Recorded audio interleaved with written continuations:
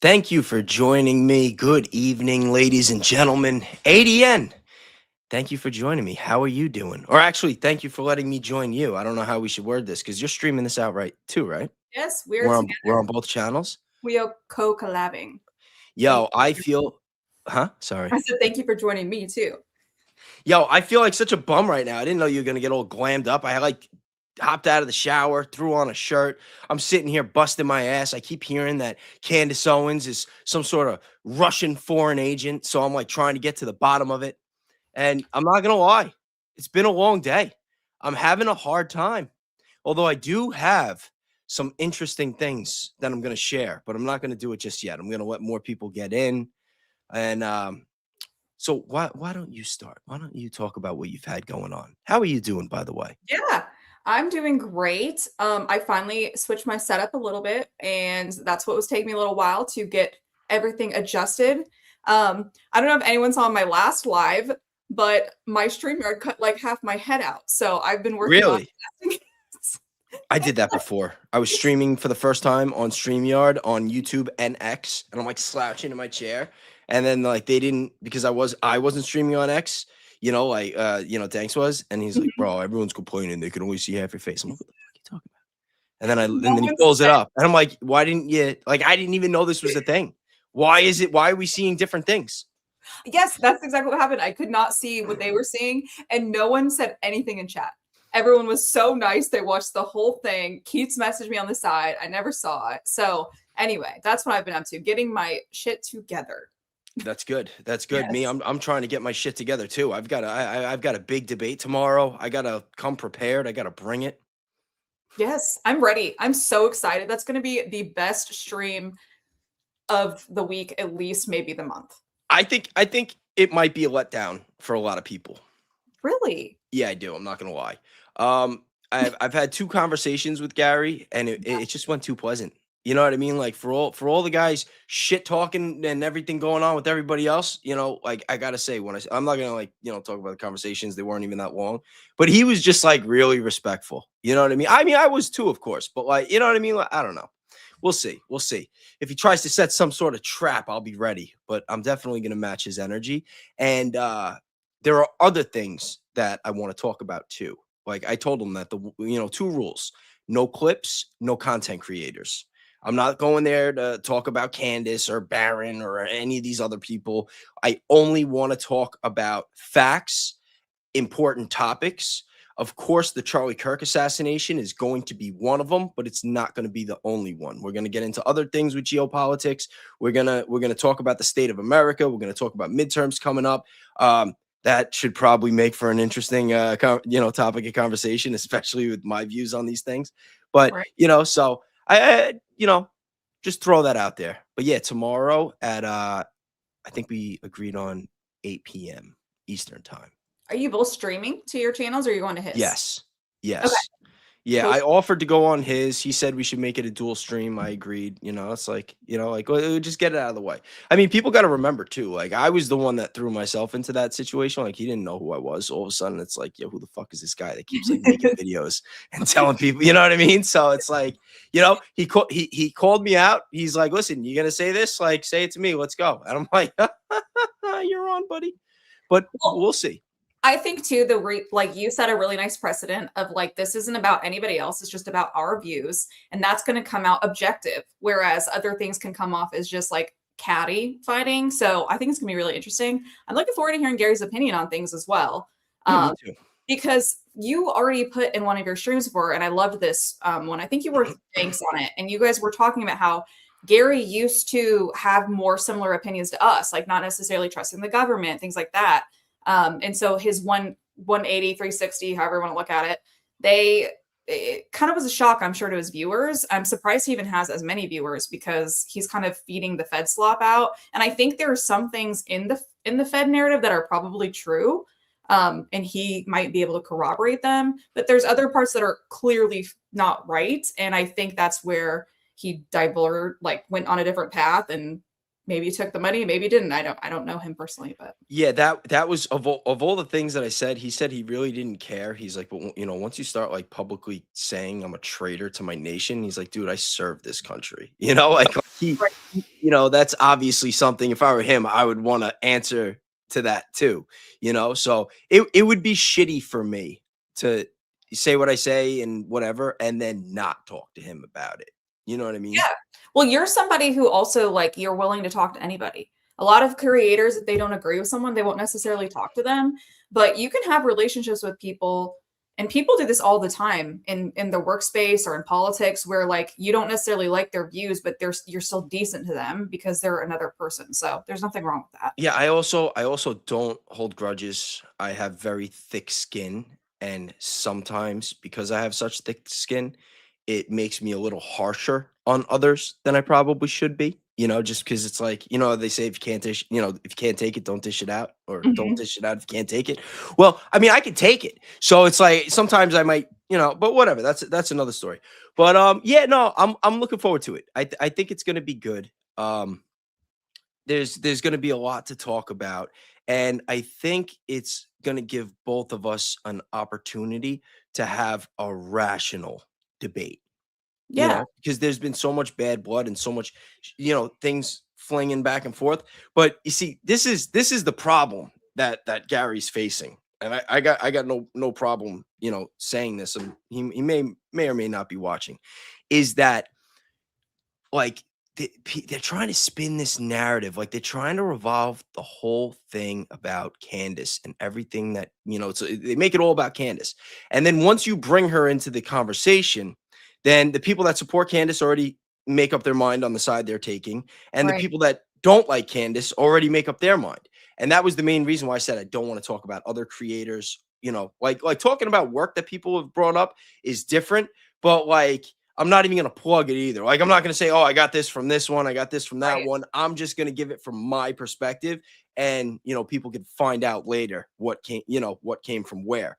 But I think that once you keep the focus on the topics, that it's easier to have a more rational conversation.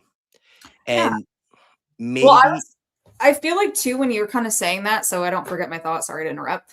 I think that actually when you go after a creator, like you're saying, it produces these quote unquote candy cult, right? Because you're going after that person's self instead of their actual evidence or their work.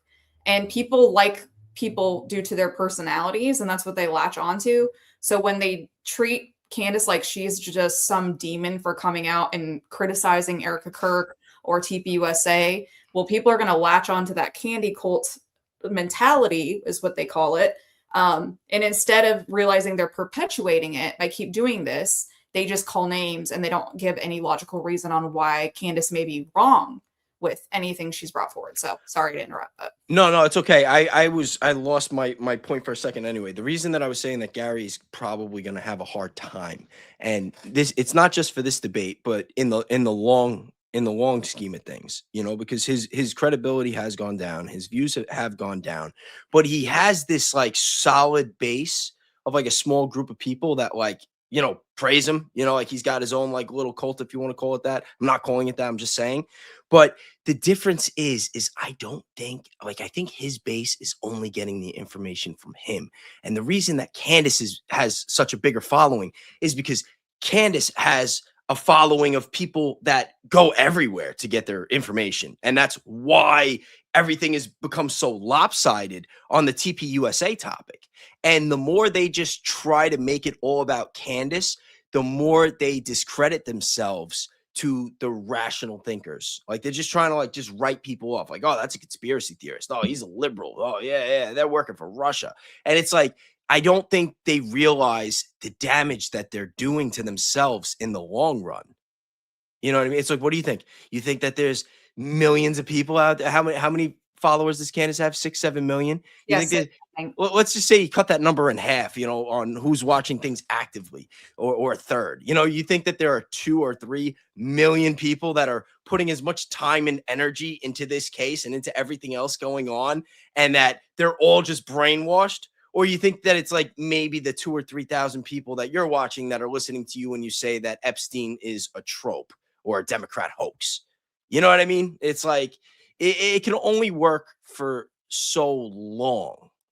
I feel like he also probably got caught up in his own echo chamber because whoever you're kind of around is like the common thought process, I'm sure, right? So like everyone he talks to thinks Candace is whatever. And, you know, he's like, oh, so I'm going to just keep going harder on like the Candace thing. And it's like, that's like you already said, really not worth it because it could be more based on, okay, these are the facts that you can contest. And these are just still speculation, guys. And like, sorry to say that, but you're just speculating right now. And he would have a better time just going with this speculation route versus the, because Candace said it, it's wrong. And you know what the craziest part is? All of the points that they try to like really try to like nail down, like all the arguments of why it's Tyler Robinson. And it's like they don't even realize at this point it doesn't even matter. It does like you could convince me right now that Tyler Robinson did kill Charlie Kirk with a 30-06 and he was a lone gunman, which I absolutely do not believe at all. But even if you found the evidence, if I heard the voice of God that said, Bayes, this is the truth, it still doesn't justify everything that TPUSA and Erica Kirk have done or said ever since he died. You know what I mean? Like this whole 180 that we've seen from this organization. It's like, okay, now you've convinced me that they didn't kill him. So they just decided to sell out his legacy to profit off of him and to politicize it. Like, really? Because think about it. That's what's really getting everybody mad. If they didn't sell out his legacy, if they didn't do the whole 180, if they didn't like stop talking about the files and not endorse Thomas Massey and all these other things, you know, like if they didn't do the whole 180 and it was just the murder itself, but they were still consistent with what Charlie was doing and saying. Like if Erica said, guys, I'm going to do what Charlie wanted me to do. I'm going to stay home with my kids. You'll probably never see me again. I'll come out like once a year for AmFest for 2 seconds, you know, which a lot of times people do. Like when somebody, like when they want to bring someone up to pay respect, like you'll be like, who the hell is that? Oh, that's his wife. Oh, that's the mom. Oh, that's the kid. And they'll like come up and give an award or smile, get an award in honor of him. You know what I mean? And then that's it. They fuck off. You never see him again. You know, no. She put on the shiny pants. She got the fireworks going. She put on the mascara. She busted out the tissue. And she's like, I'm ready to rock and roll, baby. You know what I mean? Like, well, I'm going to do 5 interviews in 3 days and change my outfit 7 times. And, you know, it's like everybody saw through it. Everybody saw through it. And that is what made everybody more skeptical. Because if that didn't happen and you didn't have scumbag Andrew Colvett sitting in Charlie Kirk's chair trying to do collaborations with himself with his YouTube channel and the Charlie Kirk show, and they just weren't completely shitting on everything that Charlie ever stood for, you know, people would be like, yeah, that was weird. Yeah, you would think that a 30-06, you know, would have gone through. You know, like, is it a conspiracy theory? I don't know. Like, I mean, they seem to be doing everything Charlie would have done, maybe not, you know? And then at that point, they could have killed him and they would have gotten away with it. And not even Candace would have looked into it. You know what I mean? But it's just so fucking much. It's just so much. It's just such a 180 that it's like, listen, at this point, I don't even care if he did it. I don't even care if he did it. And that's why I like, if you notice, when it comes to the theories and everything, for a long time, I was saying like, this doesn't make sense. The guy's probably not even dead. You know what I mean? Like I don't get this. Like, you know, something's missing here. Like, and I said, I'm like, I would really like to look into the necklace, you know, like that was my thing. You know, yeah. Fucking Blake Bednar's over there. Yeah. I hope you're enjoying your watch party, bub. But yeah, before Blake talked about the necklace, I was very interested in that. And I know Baron was too. Just saying, not necessarily that it came from that, but that at the very least that there would be, you know, something there. The activity on the necklace was weird. And the other thing about the TPUSA Erica Kirk stuff is that like I had this thought later on where it's like they were kept like telling us like everyone grieves differently, but like actually they don't. There's different stages of grief.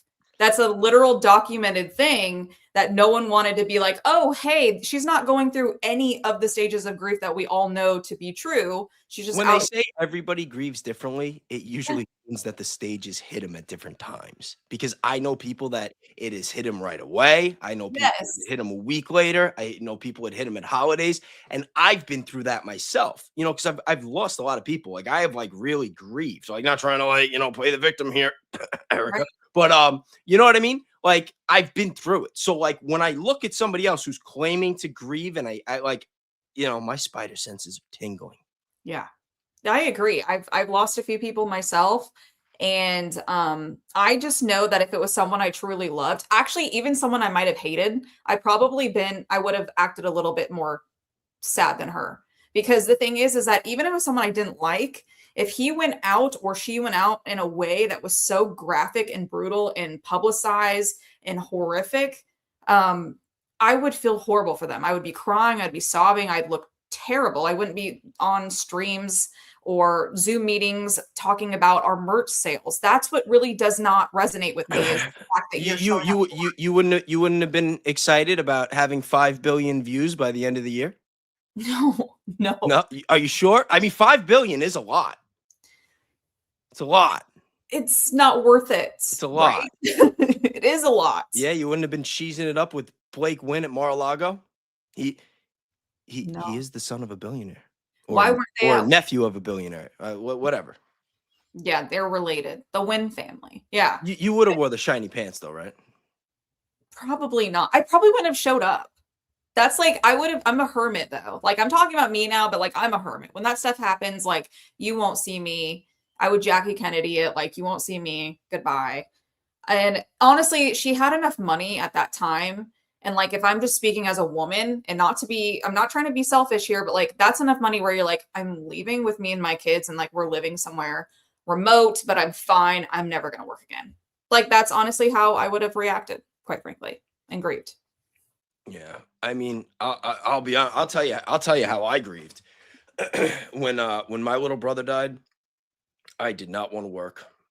It took me a couple months to go back to work, and I was working 3 days a week, and I wanted holidays off, every holiday off, like I didn't give a fuck. I lasted a couple of months, and before and after, I was in a very, very deep depression. And then I got in my car accident and I was just like, fuck it, I don't care. I was like ripping oxys, pounding away muscle relaxers, and the combination of that, being all messed up with my back and missing my brother. And then in between that, I had an aunt died. And then during that, I had another aunt that died. And then people that died from COVID. It took me a very, very long time from like the time that my little brother passed away to the time that I actually like got out of my depression and just got it together. It's probably 7 or 8 years. Yeah.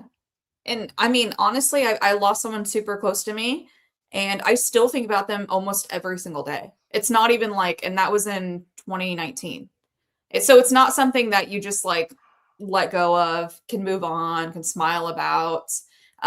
This person that I lost, he could make fireworks. And so every 4th of July, I'm like happy and sad because that was their favorite holiday. And so every time I see fireworks, I'm like, oh, my friend used to be able to make these. Like I don't know, it's one of those things where it's like you don't move on like she has, and it's very upsetting to me. Yeah, I mean, and you know what? See, I want to be careful with my words here. So, there have been a lot of people that have made accusations. And this is an example of where I try to be as objective as possible. Hold on.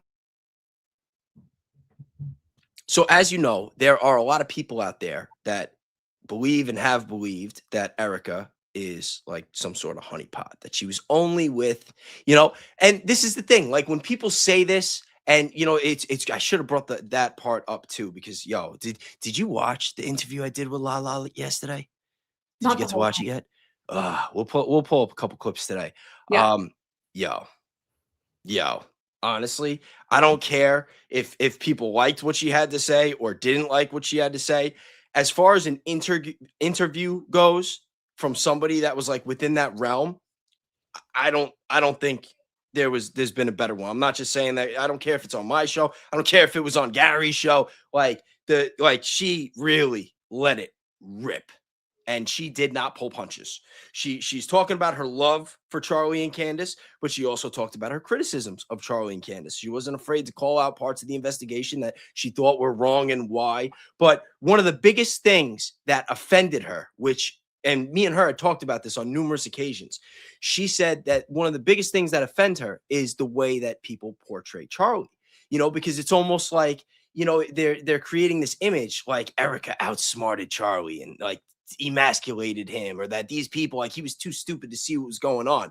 And it came off the wrong way to a lot of people because, she's like yelling this stuff. She's coming off very, like she got into it. So sometimes when you have that tone and energy, you come off way more abrasive than you have to. But I agree with her 1,000% because I've been saying it the whole time, is that, Charlie was probably the smartest person in every room on a day-to-day basis.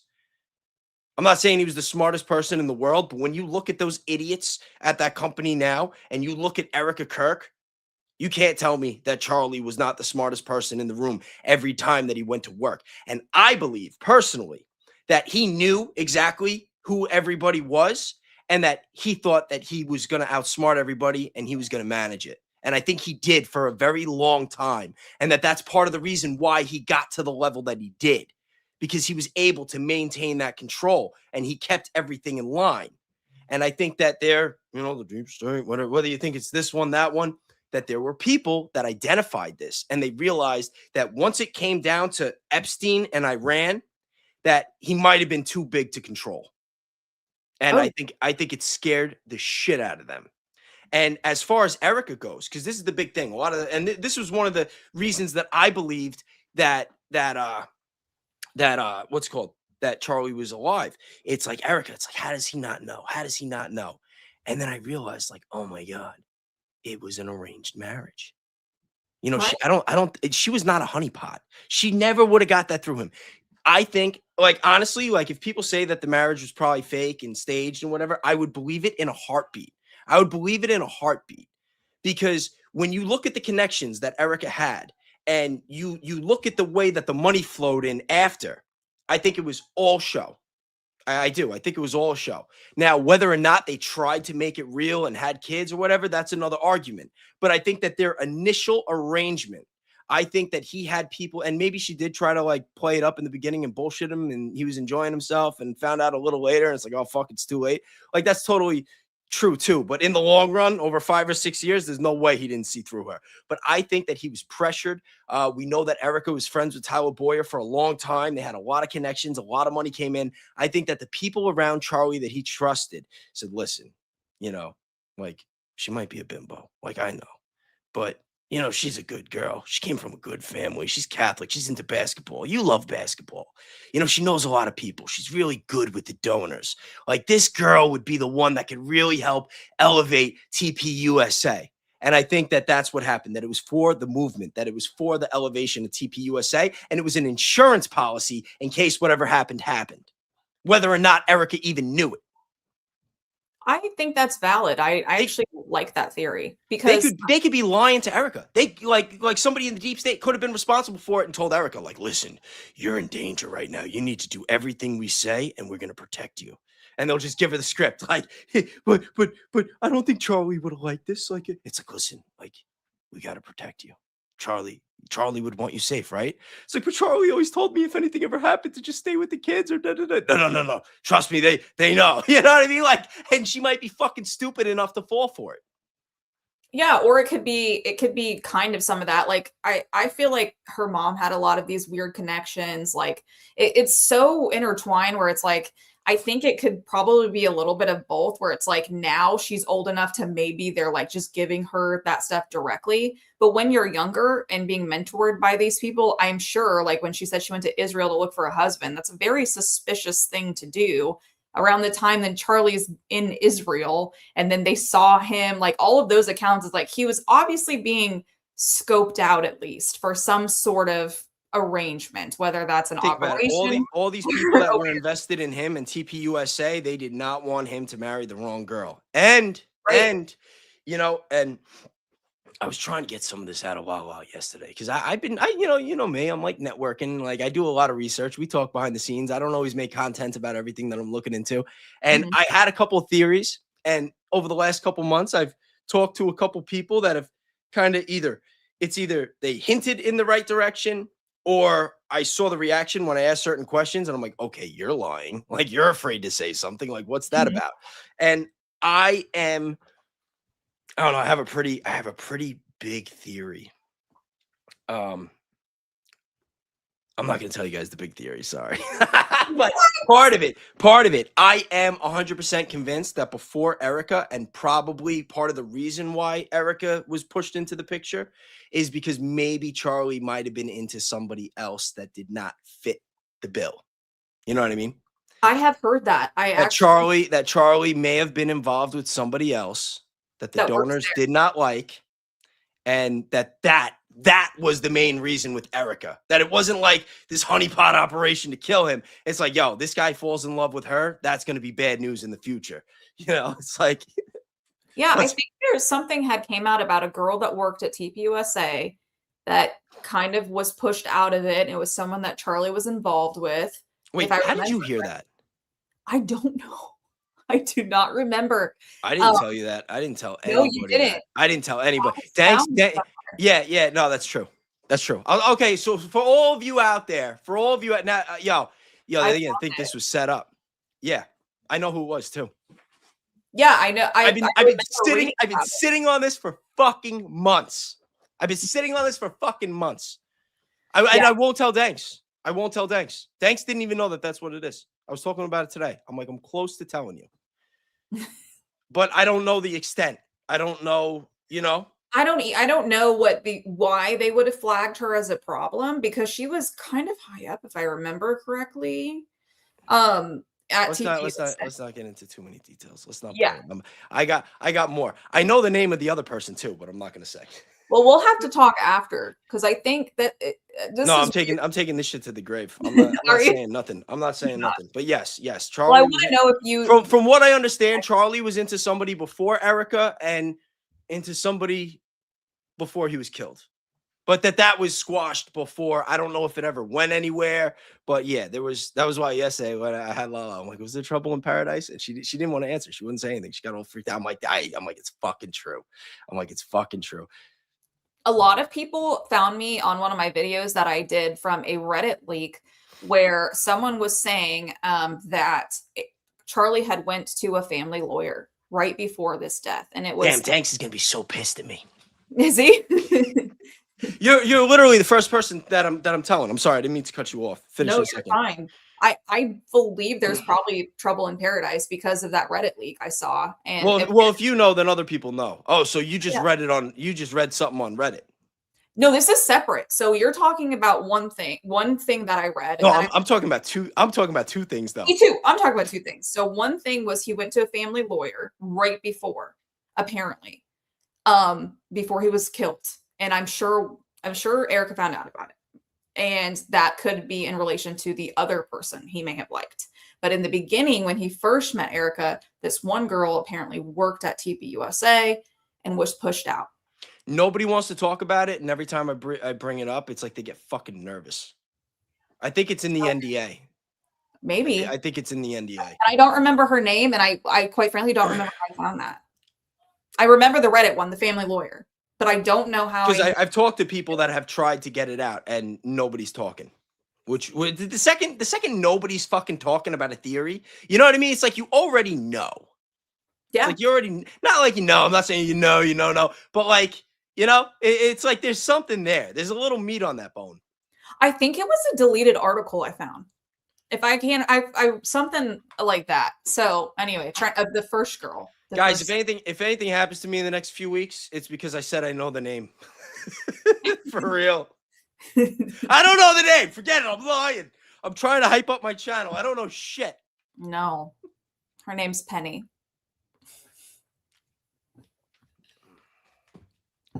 Anyway. Yeah. That we weren't expecting to talk about this. We weren't guys, put a 1 in the chat if you remember at any point in the last 3 months me saying that I'm sitting on something, but I can't talk about it. They got mad at me once because I let it slip. I almost let it slip. I forgot the live. I forgot. I forgot. I was live with somebody. I almost let it slip, and they were like, "What do you mean? You got to say?" And I wouldn't do it. I wouldn't. I'm like, guys. I'm like, this one. I can't. I can't do it. I can't do it. You know why? Because if it's wrong, if it's just gossip, if he was just seen flirting with somebody once and somebody made a big thing of it, it's like the guy's dead. He can't defend himself. Like, yeah, I'm not gonna put that out there on somebody. Because Yeah, I don't know. I have no evidence that he had like an affair or anything like that. But there a lot of stories circulating about somebody that they did not want around him anymore. And it was for not that reason, but they were worried that it could happen. Okay, I actually think I know the person now too. The second person. I think I might know, but maybe not. Don't say nothing. I'm not saying anything. Yeah. I'm keeping my lips sealed shut. You probably shouldn't have even said that much. I don't know that I do. I should say that tomorrow. I should bring it up tomorrow when Gary's during the debate. Oh yeah, then how do you explain? You know? that'll get them rattled. We'll open the show that way. That's when Erica will respond again. She won't respond to her texting a minor and all of those things, but she's willing to respond to if Charlie Kirk has a girl had a girl crush, right? Like, it's just saying. Yo, it makes everything make so much sense. It makes everything so much sense. It explains why, especially when you realize that Tyler Boyer hired the majority of people, and that a lot people knew Erica before Charlie. That if there was that type of situation, and they're closer with Erica, and Erica doesn't feel so bad because it's like it was some sort of arranged marriage anyway, and it's like, all right, well, maybe this is a relief. Maybe I can marry somebody I actually love.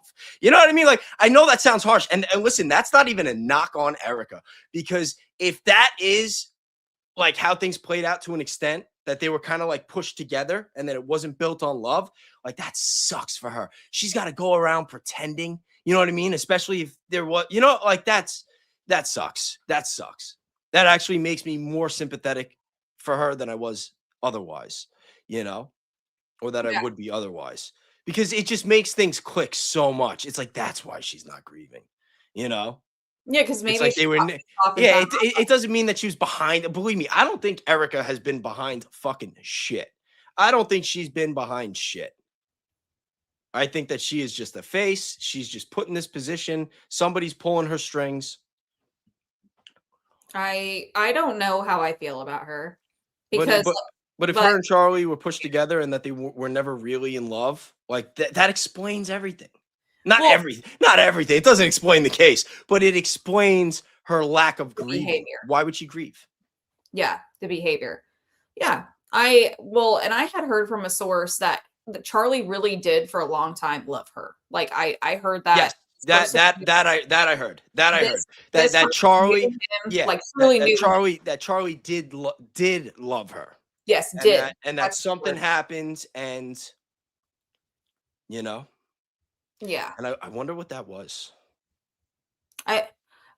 Also life, right? Like, we've seen people's relationships fall apart. But imagine it being at the national level. And she may or may not have known of this, whatever was happening, but it's very apparent there's some sort of cover up into what did happen to him. And I think that's where people think she's complacent. So it's like, do I know that she's in on any of it? No, I don't know any of that. I don't know these people personally. I will continue to say that. I know none of these people personally. So this is also not personal to me. Like, whatever I say out of my mouth is not personal. It's just my observation, right? Like, that's all we can do, not knowing these people personally. Yeah, it's like, and people got to realize that, like, this world, like, especially, like, they flood the zone with so much misinformation, and this world is so screwed up that, like, everybody reacts and believes and gets emotional just a lot of the time based on lies, or based on things that are spun one way or the other. Like, it's not, like, it's very rare that you actually get the absolute truth in a story. Yeah, because I always think there's at least two sides to something, maybe even No, three. there's always more than two. There's There's yes, always more than two. it's at least two, and then there's always something in the middle, right? There's always some portion of truth in the middle, because like what I experience as someone is not exactly what you experience. Even you and me on this stream, we can walk away and have two completely different experiences, and we be on the exact same stream. So that's how you can have multiple stories. Man, I'm so happy to get that off my chest. I've been holding on to that for like 3 months. I think it's been like 3 months. Yeah. Wow. I didn't realize that you had been holding on to that. I'm holding on to some other things too, but it's not like because I'm trying to keep it a secret. It's because I got to do more research. Yeah. I feel like if like when people started getting traction on my channel, it's because I was posting that some Reddit links, like leaks, and a lot of people knew I was talking about their actual relationship. So like in my head, it was a factor always, but that doesn't mean it's the facts. And what I talk more about is like the facts of what we're seeing and what's coming out. So I don't touch on it too much, but in the beginning, like that's where I was like really starting was like all these Reddit leaks about how their family worked internally. Charlie was always away. Erica's like, it was talking about even like this Reddit leak was like Erica's dogs were pooping in the house or like outside all the time in the Arizona heat. Like it was a weird Reddit leak, but it was about someone who was working with the family and they came out and leaked it on Reddit. So it seemed like the family dynamic was really weird. And I don't know if this is true of this leak, but the other part of the leak that was really interesting was apparently Erica's mom would watch Charlie Kirk's show every single day and then like call him afterwards. And like it was really strange. Like when you're thinking about your mother-in-law, like you'd hope she'd support you, but like she was obsessive about it, is what this Reddit leak said. So I don't know if this is true, but the family dynamic seemed a little strange. Could have been his handler. Right. I mean, Yeah. All right, guys. So is anybody interested in finding out how I did the research to find out if Candace Owens is in fact a foreign agent and what I found? I'm ready. Yo, I can't. First off, I can't believe I I don't know if it's that they're putting something in the water and like the autism rates. I'm not not trying to be offensive, but like, come on. People get so reactionary over like a thumbnail and a title. It's like, oh my God, Bays, I thought you were real. How could you do this? It's like, yo, you have no idea what the show is going to be about. And yo, imagine all the people that like scrolled by because they actually think that this live was going to be me trying to say that Candace Owens is a foreign agent and that they missed what we just talked about. Right. You know what I mean? Like, Yes, they missed the T. yeah. I was trying to trick the algorithm and stay off radar. Keep a low profile. Well, I don't know if you're going to be able to do that with that thumbnail. People are going to be mad or happy. All right, let me show you guys, and I'm gonna walk you guys through my thought process too. All right, so wait, no, I had it backwards. Damn. All right, guys, don't look at that part. All right, so I searched Candace Owens being a foreign agent and on YouTube, and the first thing that popped up was a DD episode. DD got a podcast. Shout out to him. I worked with him once. He's pretty cool. But and I know that DD, he is another one that talks in a lot of allegedlys and all that. Like, I'm not saying, and I don't want to say he has a hard on for Candace, but he's skeptical of Candace in a healthy way. I think it's like, he's just trying to make sure, he's not trying to fall down any rabbit holes that end up being traps. But anyway, so DD does not end up expressing the view that Candace Owens is a foreign agent. But what I found interesting was he introduces it as Alexis Wilkins allegation, which I did not know this. So if you're not familiar, Alexis Wilkins is FBI Director Kash Patel's girlfriend. The one, I forgot who it was, but she's like suing someone for $5 million for accusing her Sam of Parker? was it Sam Parker? I don't want to say the wrong name. But anyway, she got accused of being a honeypot to blackmail Cash Patel into submission, and she's suing someone for $5 million. And apparently she was the one to say that Candace Owens is a foreign agent, which I find very ironic, that if she ends up winning that $5 million lawsuit, technically she should probably give it to Candace, but that's just my opinion. So then I said, okay, well, run a deep search and analysis into people who have claimed that Candace Owens is some sort of foreign agent. Now, keep in mind, guys, this is coming from the top. This is just a couple of prompts. So, I mean, I don't know if anybody's going to be surprised what I found. So, main accuser, number 1, Alexis Wilkins. I'm like, wow. Claim Candace and others were part of a foreign-linked influence operation. Why? She argued that attacks on her as a Mossad spy or honeypot were coordinated, not organic, connected. Okay, so basically, she's blaming Candace for the allegations that are about her, and her reaction is to sue someone else for those allegations and then make the same allegations against the person that she's blaming. That's what I got out of this. So, accuser number 2, anti-Candace conservative commentator, Paramount Tactical. Now, I'm not going to say I was surprised because he's the one that's saying this a lot, like that I heard say it, but I didn't know he was going to be number 2 on the list. And, whatever. And I'm not, just so you guys know, I am not going to bring this up tomorrow. And I'm not being sarcastic right now because I don't want to talk about Candace. But the claim, usually not cleanly, Candace is a registered foreign agent, but Candace behaves like a disinformation agent, narrative operator. Okay, so they're not quoting him as accusing her of being a foreign agent, but saying that she operates like one.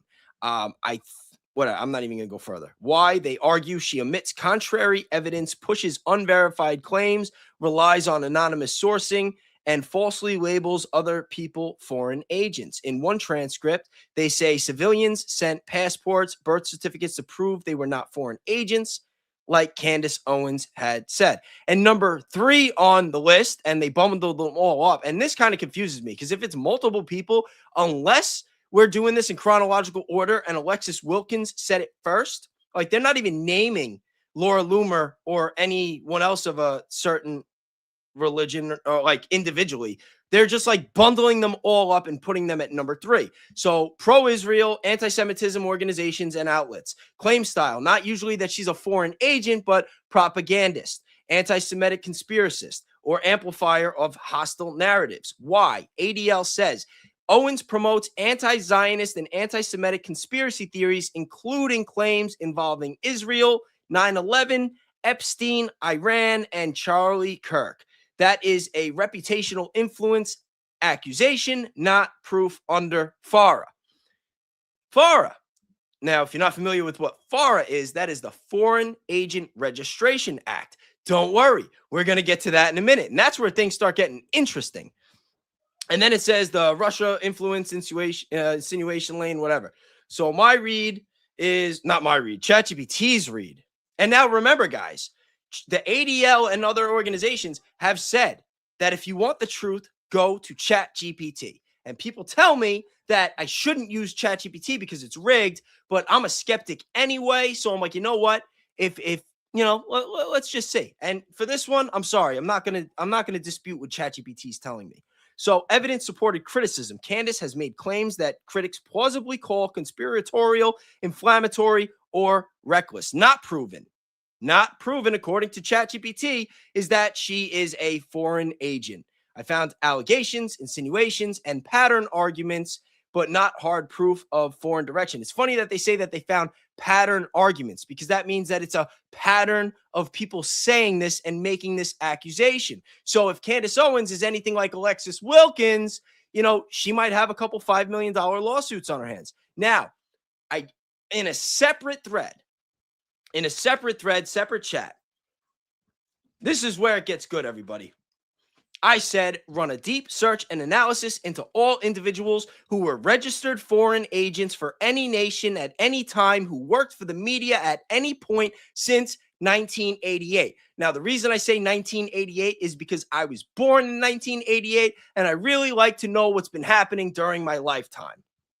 So basically, I got a very, very short list. And it's Russia, China, Turkey, Qatar, I'm like, okay, you're going to tell me that in my lifetime that there has not been a single foreign agent in media connected to Israel? Like, really? I'm like, that can't be, because as we all know, Danks broke the story that Bradley Pascal, the chief strategic officer or whatever for Salem Media, was a registered foreign agent for the nation of Israel. So now it says individuals. It's like, okay, maybe Bradley Pascal is going to be here, but no, Russia. And I'm like, whoa, here's a name I know. John Kiriakou, former CIA analyst that blew the whistle on the torture program and was sent to jail, is, according to FARA, a self-registered foreign agent. And why is that? Because he's on Sputnik Radio, and that's what he had to do in order to take the job. Because after him blowing the whistle, nobody in America, I guess, wanted to hire him. And he's talked about this, that he has to make a living. He's transparent. He doesn't hide it. That's part of the program. But I'm like, okay, John Kiriakou's here. Maybe Candace is here, right? No. Candace Owens is not on the list. I'm like, okay. So bottom line, since 1980. But now I'm like, hold on. I'm like, the list is much longer. You're only focused on nations viewed as opposition to America. You didn't even mention Bradley Pascal. Do better. This list is not credible. And how did ChatGPT respond? It said, you're right. That answer was too narrow and biased towards adversarial state media outlets. I should have included political media consultants, PR operatives, campaign media figures, and people registered for U.S. allied nations too. It's like, you're damn right you should have. I'll rebuild this around the actual criteria. Foreign agent registration plus any media work since 1988. And then after 30 seconds, it said, you're right. My first answer was not credible. The correct frame, what should be included, not just this, China and Russia, but it should include, and then it starts giving me another list. But I want to know individuals. Oh, there we go. It says Bradley Pascal should absolutely be on the list. Bradley Pascal, Clock Tower X, registered under FARA in September 2025 for work tied to the state of Israel through Havas Media Germany. The filings identified Pascal as owner-manager, and reporting describes the work as digital media campaigns to advocate for Israel, anti-Semitism messaging. Pascal was also appointed Chief Strategy Officer at Salem Media Group in January 2025, making him highly relevant to your work media standard. Also important, a later filing says the Israel connection was terminated on October 13th, 2025, but subsequent 2026 filings show large digital advertising billing connected to Havas Media. So that needs its own careful timeline audit. So what ChatGPT is saying, that once the story broke out that Bradley Pascal was a registered foreign agent for Israel, that they unregistered him and continued doing the same advertising billing, which means that could be illegal. Like they potentially breaking the law. So they unregistered him as a foreign agent, but they did not stop doing the work for Israel. I don't know if Danks knows about this, but oh boy, there's a lot of news breaking on today's live, huh? I've never heard that either. Even when I did, because I did my own video on the Salem Media Group back in October or November, I didn't find either that they stopped, but they kept going. Like that's big news. And quite frankly, after everything we've seen with our current DOJ and how they don't even really enforce FARA, I'm not surprised. Of course, it's another shady little scam deal going on here. Somebody's saying that assuming ChatGPT is telling the truth. Well, they're referencing it from the actual FARA filings. So I'm assuming, unless there's a website that's putting up fake FARA filings, right? I don't know. Now, here we go. The better starting list. Now we got one for Israel. Then again, Russia, China, Japan. Still no Israel. And it says the real list is probably hundreds, maybe more if we include every short form registrant whose occupation or work. So it's saying that there are hundreds of people. They're not going to do the whole list. They're going to keep posting Russia and China. And the only Israeli name that they did was the one that I called it out on. So now I'm like, okay, we got to start narrowing it down. So I said, how come you didn't mention any names from the UK, Canada, or Israel? And it says, I anchored too heavily on foreign state-owned media instead of the much broader population of registered foreign agents who later worked in media communications, digital influence, broadcasting, podcasting, publishing, or media management. This creates a skew because Russia and China have obvious state media registrants. The UK, Canada, and Israel much more often use PR firms, political consultants, advertising agencies, digital strategists, just like Bradley Pascal, lobbying firms, like APAC, media executives, rather than operating US-based state broadcasters. As a result, looking only at broadcasters misses a large portion of Western country registrants. So it says Israel has generated a substantial number of FARA registrations over the decades through lobbying firms, PR agencies, communication consultants, digital media companies, and advertising campaigns. Some media-related examples include Bradley Pascal. Shocker. They're bringing up the one name. So now I'm getting a little, now it's saying UK and whatever. So it says the project you're asking is much larger than a web search. If your objective is genuinely every person since 1988 who has ever registered as a foreign agent and worked in media, it's saying it's going to be like a huge file. So I'm like, okay, let's narrow it down. Right? Doesn't that make sense? Yeah. Now, before we continue, I know I just read a lot. You have any what's your take on all this?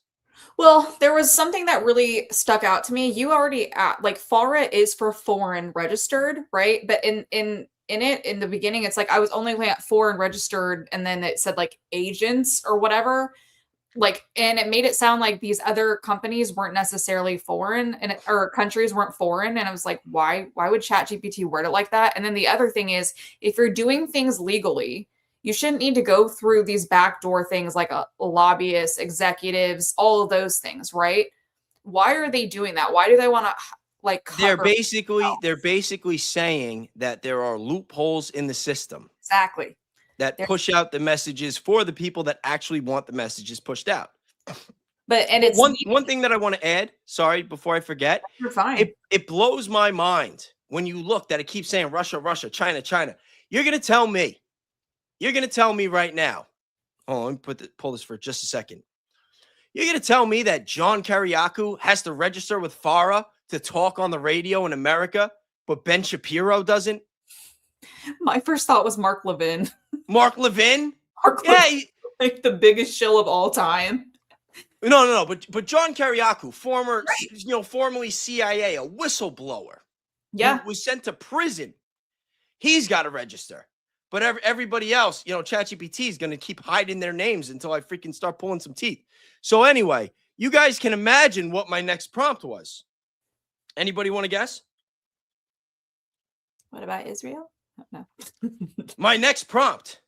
So start with Israel since you left them out initially and give me the full list. Go back to since 2000, though, not 1988, since you said it's a long list. Now, I'm not going to sit here and read off the names.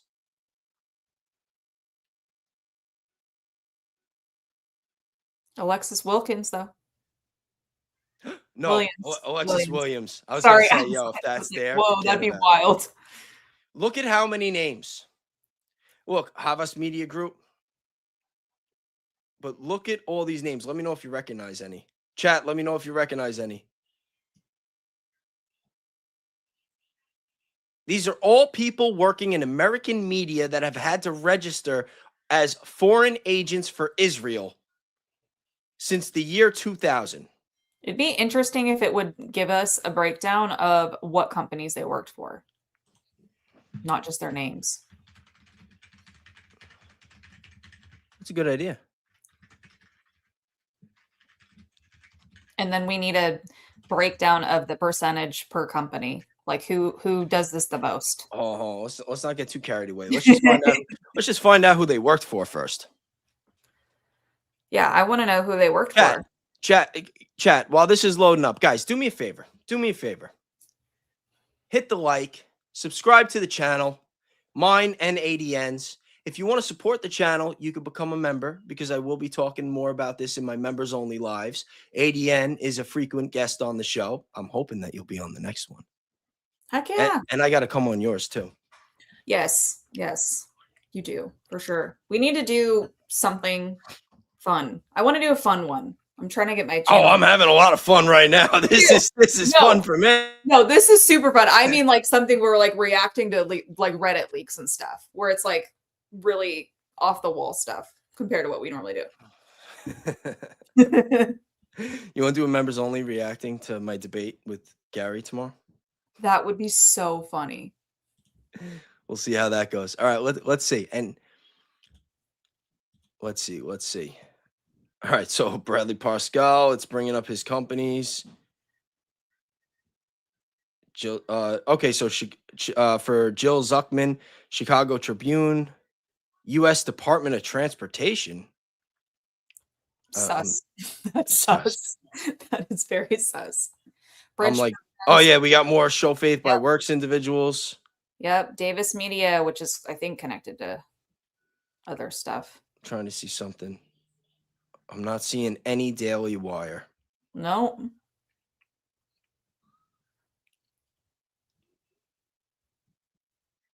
Although that's weird because there was somebody who worked for Daily Wire that had to file for connections to the president in El Salvador, if I'm not mistaken.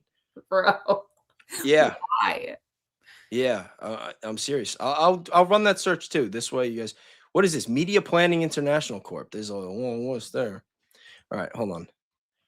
Well, and what's crazy about these lists, we're looking at them and they're just like what we were talking about, is they're kind of like a third party group.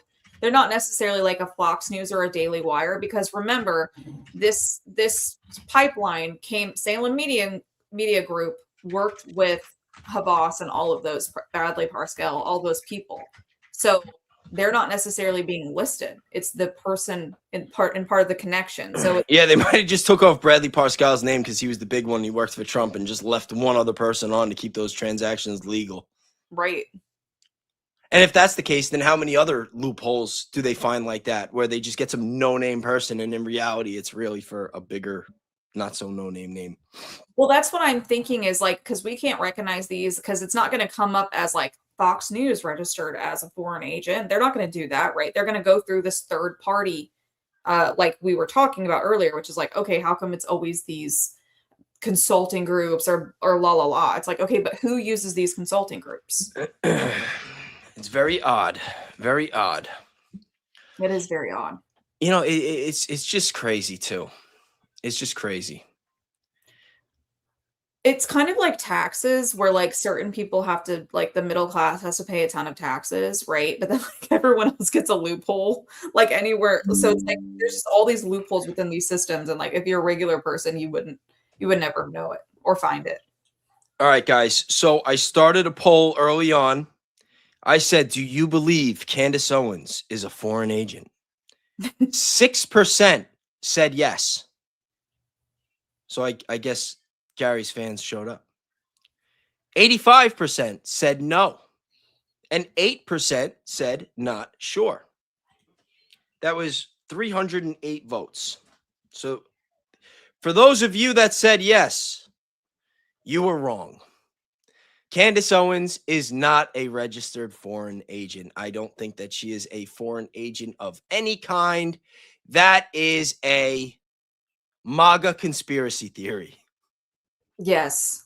It was one of those things that was repeated too many times and people started to it. If somebody is telling you that Candace Owens is a foreign agent and part of some type of, and it's crazy too, because like the way they spin it, it's like insane. They say that like all these people under Candace are operating like directly under her, and that like the the people that say they're conservative are really liberal, and that they're the whole point of all of this content that we're making, the whole point is to take down MAGA and get the Democrats back in power. Yes. And that if that's not crazy enough, they're saying that we're doing it for Russia and China and maybe even Iran. What kills me is when they say Qatar, because I'm like, does anyone, or Qatar or whatever, does anyone actually talk about them? Like, But it's like, but then they say that we're the conspiracy theorists. Like, it's crazy. it's like you And guys. I take offense to this, because then I'll make a video covering Candace and like a positive light and like bringing up real shit, like, you know, the Epstein files. And all of a sudden I'm a cantard. I'm a conspiracy theorist. I'm a liberal, that the Epstein files are a Democrat hoax. It's like, really? You know how many Democrats are in the Epstein file? That's a whole other story. The fact that the Republicans don't want to air it out, considering how many Democrats are in there. Right. Like that should ring some alarms, you know. But then they say I'm a foreign propagandist, anti-Semitic. Like, yo, like these are serious. Like, where's my fucking $5 million?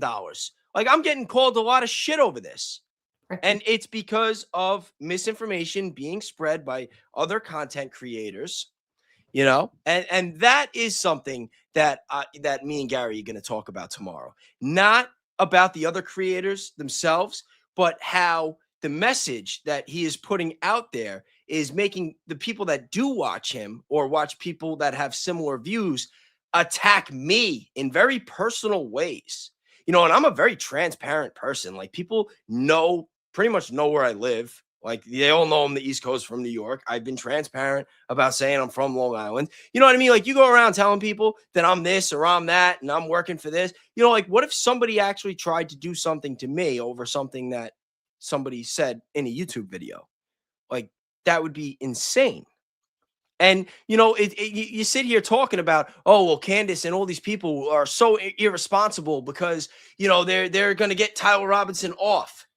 It's like, how? If he's guilty, like, your whole argument is that he's guilty and that the FBI knows, right? Right? So if he's guilty, he did it. They have the evidence. They're sure it's going to trial. Like, he's already in jail. It's not like they're going to let him out of jail. Oh, you know what? I saw that Candace video. Well, why don't we let him out now? Give him some bail and see where it goes. It's like, no, he's in jail. If he's guilty and he did it, he's going to stay in jail. Right. Like, that's not the problem. The problem is when you say all these things about people like me that are covering this and label me as anti-Semitic, which is wrong. Label me as a Democrat, which is wrong. Label me as a conspiracy theorist, which, you know, that one's right. But I've been right about my conspiracy theories, you know? But I'm getting all these personal attacks. And then you got the fucking balls to say that the Epstein files are a Democrat hoax. Like, who's really causing the damage? Who's really the dangerous one? And I don't even want to use that word, because I believe in freedom of speech. Gary Melton and everybody else, they have the right to spew all this bullshit that they're saying. And I defend that right, as ridiculous as it is. Yeah, I think they see it differently, and then they try and gaslight people to make you believe that you're the crazy one. And that's what I hate about the MAGA people that are like, they gaslight. It's not like they come in and they like try and dispute you fact by fact, line by line. They just gaslight you into making you feel like you're just someone who's crazy and has no evidence to anything you're saying. And by the way, ridiculous. Oh, sorry. Oh, and I was going to say, and by the way, we have the exact same right. We have the right to get on here and talk and say, I believe this, this, and this. That does not mean it's true. It's just what I think. And they can't get mad at people who support someone who is doing that work. So, like, that's what's crazy is, like, you can't come on here and act like we're not allowed to have those opinions and that we're stupid for having them until you bring me the facts on why it's another way. And then maybe if you can show me something differently, then I will consider it, because I'm a logical, rational person. And guys, I just want to point out, because not only am I a logical and rational person too, but I am fair. And not only could I not find Candace Owens' name on this list, but I didn't find Gary Melton's either. So I do not believe that he is a foreign agent for Israel. I just want to put that out there. Yeah. Help get things off to a good start tomorrow. Yeah, I don't think he is either. I think he's just has his own opinion, which he's allowed to have, but don't gaslight people about theirs. Yeah, 100%. 100%. And I really hope, especially now that me and him have had some like friendly dialogue, I hope he does take the time to watch more of my content, Because like you could see a title, you could see a thumbnail, you could see a post on X, but when you actually take the time to watch and to listen and you get the proper context, it's like, how could you keep saying the things that you're saying? And at the very least, be more cautious of the words that you use and how you cluster groups of people together. Because and I've been watching more of him too, and he's worried about radical Islam. Like, I don't think there are any Americans out there that any Christian Americans that want like radical Islam taking over America. That's crazy. There are a lot of Americans out there that don't want former Al Qaeda leaders hanging out in New York and going to the White House. But it wasn't Mamdani that invited them. It was Trump. Right. Just saying. Like let's be real here. Let's call a spade and stop trying to, like spin things and manipulate manipulate the facts to push the narrative and pander to your audience. Tell it like it is. Like yesterday when I had Lala come on here, she went off. She was critical of Candace. She was critical of Charlie. She went off and she pissed off a lot of people. Did I cut her? I mean, listen, I debated with her. I gave her my side, and people, I think for the most part agreed with my points, but I gave her that platform. I let her speak. I defended her in the comments. I said, listen, I might not necessarily agree with everything that she said, but I also don't know. You know what I mean? I wasn't there. I haven't looked into Marcus Allen and found out, who's more right in that situation, Lala or Candace. But I believe that Lala believes in what she said and the words that she was giving yesterday. And one of the criticisms the biggest criticism, the reason that I was attacking Gary to begin with, is because I don't believe his. When Gary comes on and he talks about TPUSA and he talks about the case and he talks about Epstein being a trope, I don't believe him. And that is the difference. If I believe, you know what I mean? It's like if I talk to my father-in-law and he's like talking about like the chosen people and how like everything's fake, everything you see in Gaza, it's all Hollywood, none of it's real, and we got to go after the sleeper cells before they take over. Like, I'm not sitting there on X making tweets about my father-in-law, calling him this, calling him that, because I know he fucking believes the shit. Right. He probably watches Gary. That's a joke. That's a joke. And listen, I'm not here trying to pop shit. Like I said, I had two very it's being toned down into the friendly sparring category at this point. You know what I mean? Like once I actually talked to him and we were able to like have a laugh together and stuff, it's like I don't have any personal qualms. I'm not like telling people I'll spam them in the chats and talk all this shit. Like, listen, the truth is gonna come out. We're gonna talk one-on-one, no clips, no other characters, other creators, producers, whatever, no talking about other creators. We're going to have an honest conversation, just like you and me are having. I'm not even going to pull up any of the chat GPT stuff. I'm going to go off the top of my head and we're going to see how it goes, and the only thing that I want from him, I don't want him to agree with me. I don't want to I'm not going to get mad if he doesn't change his mind about certain things. All I want tomorrow is for him to be honest. I kind of also want to know if how we're investigating this situation with Charlie Kirk is wrong. How would they prefer people to do it? Because it was always going to be done. And I think they criticize how it's being done. And what I'd like to know from Gary and from anyone else, like Lisa knows, or anybody, is if how we currently do it is so wrong, what's the best way? And why I will defend Candace is she does send out messages to them and say, I have these questions. I'm going to air it. Can you send me a statement? Do you want to contest this? We've seen her do that multiple times. So if there's any better way to investigate these things, don't you think people already would have? And Candace is a professional, so wouldn't she have tried?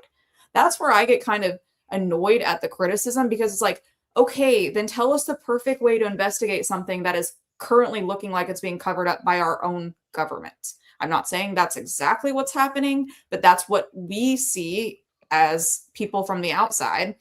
So what's the best way to do that, Gary? That's what I get mad about, because it's like, okay, you can't wonder, like, we can't ask all these questions and do it the right way in their opinion. And that's bothersome. So that's where I would, if I had a question for him, I would just want to know what is literally the best way to go about this then, if you actually had questions about how Charlie Kirk was murdered. Exactly. I agree with you 100%.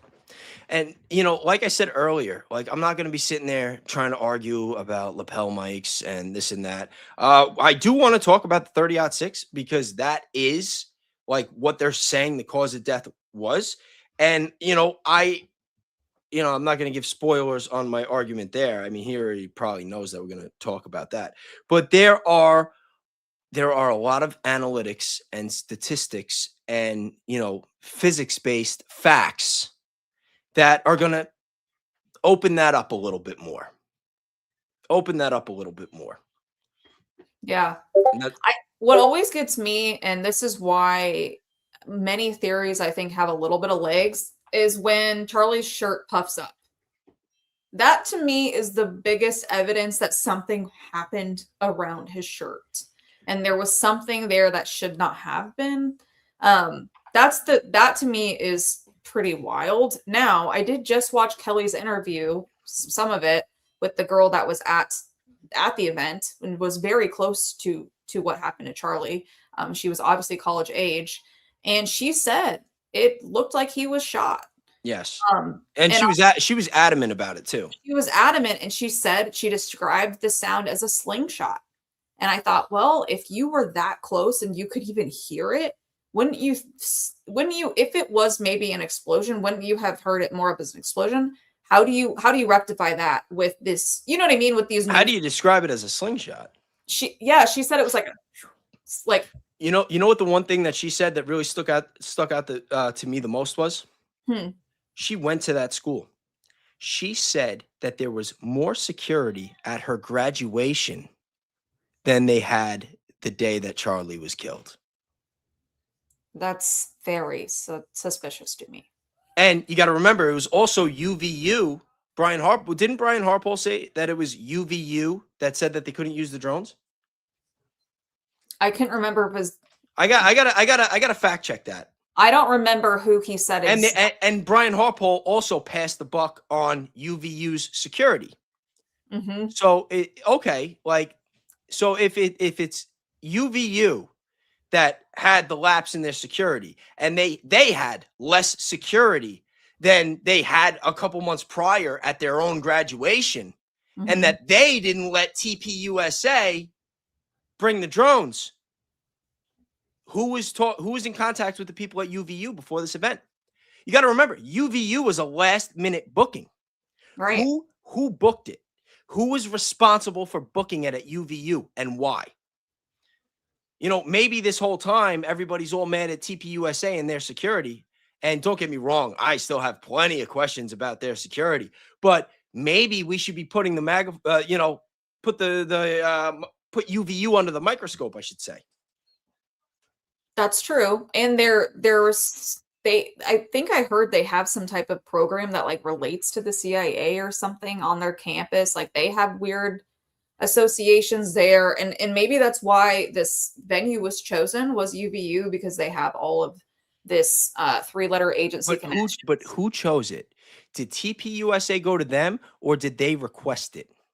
I thought they had settled that. And TPUSA, I thought, had requested it outside.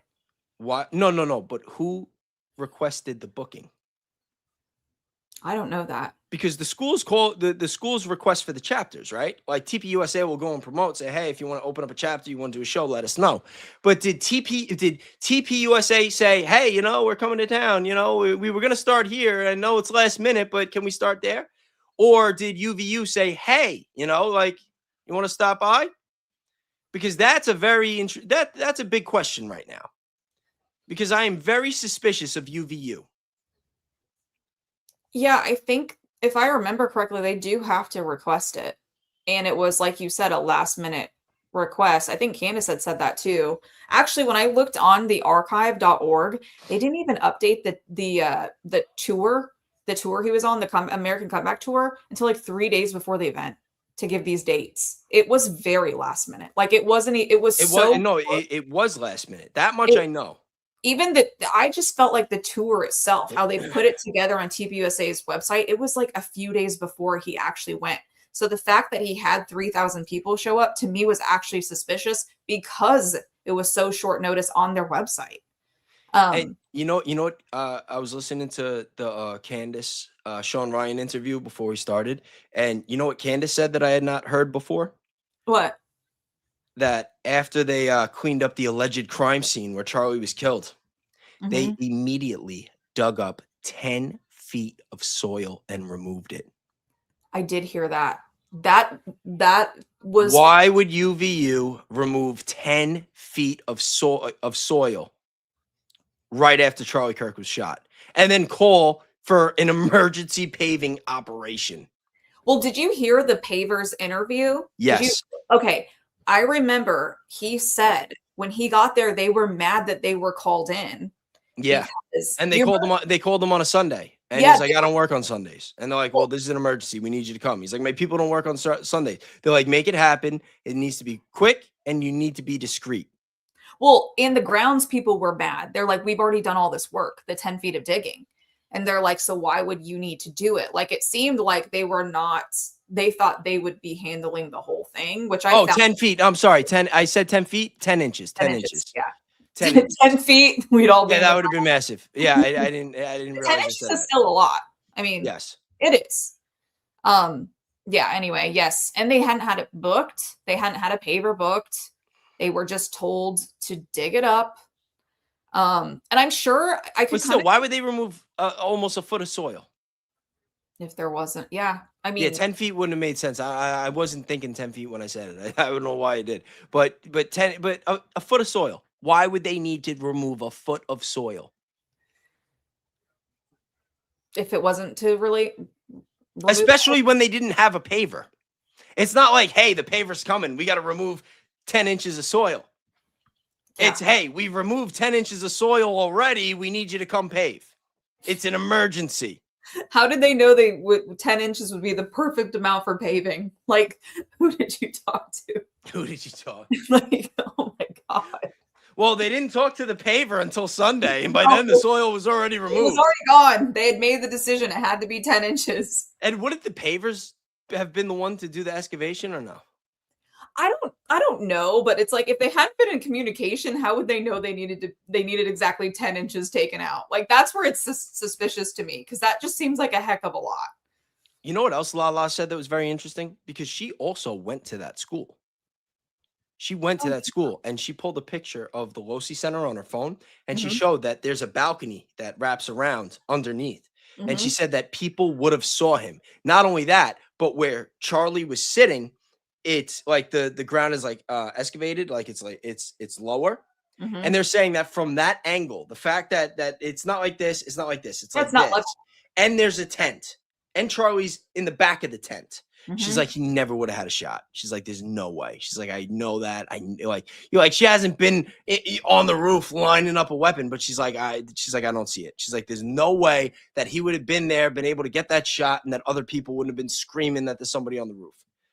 Do you know, in relation to that, recently it came out that I can't remember what video. I think I was watching on Danks, but someone had pulled up the video where Frank Turek was talking to a crowd, and some lady comes up and she's older. She's like, I was at the event and it sounded like the billet came from, and he completely cut her off.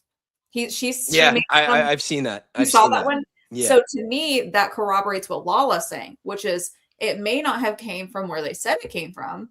And she was trying to say it sounded like it came from another area. And she didn't dispute that it wasn't a gunshot. She just made it seem like that's not where I heard it come from at all. And I think that's interesting. I think it's very interesting too. Yeah.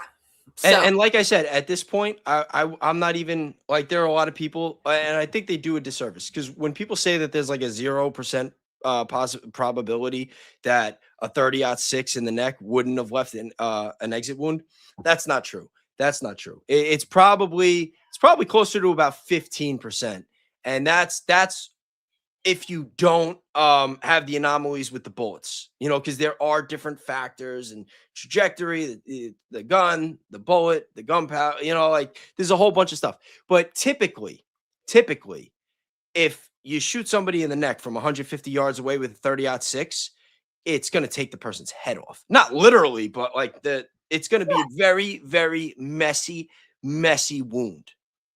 well, in the neck, you'd imagine it'd be, I don't know. I'm not going to get too detailed, but actually that girl in the interview with Kelly did say his head looked like he was dangling.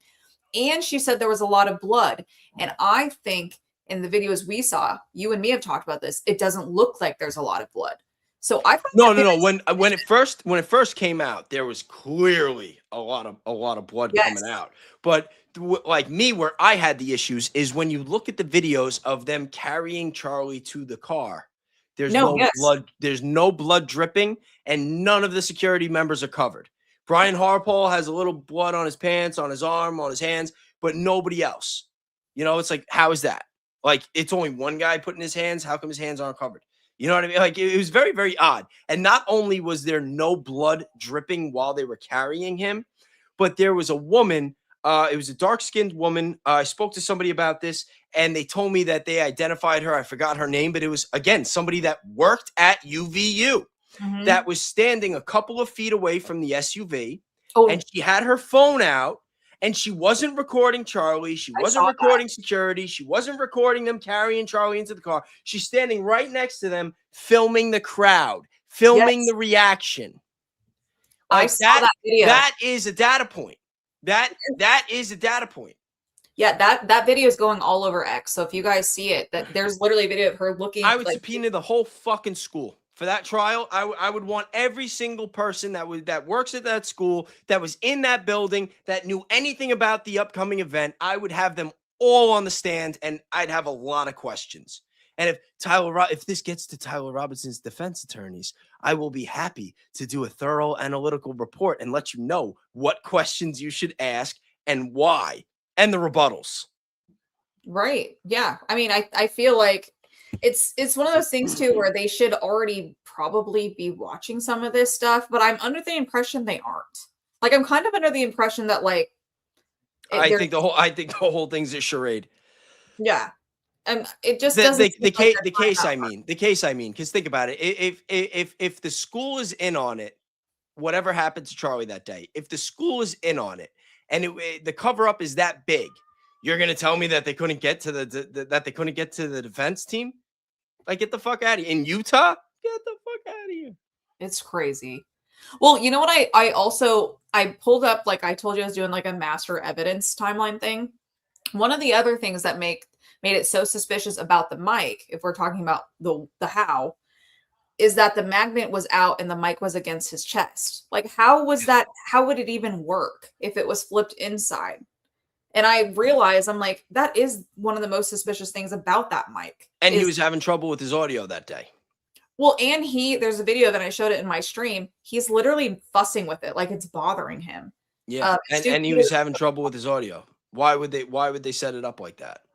Yeah, it doesn't. What kills me though is, how would they not get rid of that evidence right away? How would they get out of that car and nobody check to see if any of it's there? And also, and this is a big one too. This might piss some people off. Although I do have a theory about it, but the theory doesn't make sense, is when they were carrying Charlie away, his shirt was already up. Already up. I don't know how those pieces would have, like, how did they fall out in the car? The way that his shirt was up, it's like, unless it all got like tucked in, like his shirt goes up and it turns into like a pocket by his chest and it's just all sitting there, like maybe. But again, going by probabilities, the fact that all those pieces fell out, were on the floor of the car, and then nobody realized and picked them up, and someone was able to take pictures, Like that's very odd. That tells me one of two things. Either the evidence was planted or that the security was either just really incompetent or that they weren't looking for it, that they didn't know to take it. Right. Well, and Allie had shown a photo where there's tape right here, like on Charlie's chest, right above where the mic was. So the only thing that may have happened is maybe something was in there. That's maybe like it got stuck in there and they peeled it off. But like you said, they didn't clean it up. They were maybe expecting someone else to clean it up. And But yeah, I've been saying that my biggest concern with like Candace and Barron and everybody covering it is that people would probably try to feed them bad information that would contradict whatever they have that's going to come out on the records at trial, like just to bury them. You know, it's like let's put one of them in a direction where they push a narrative that we can prove to be false. You know what I mean? And then just hold it against them later.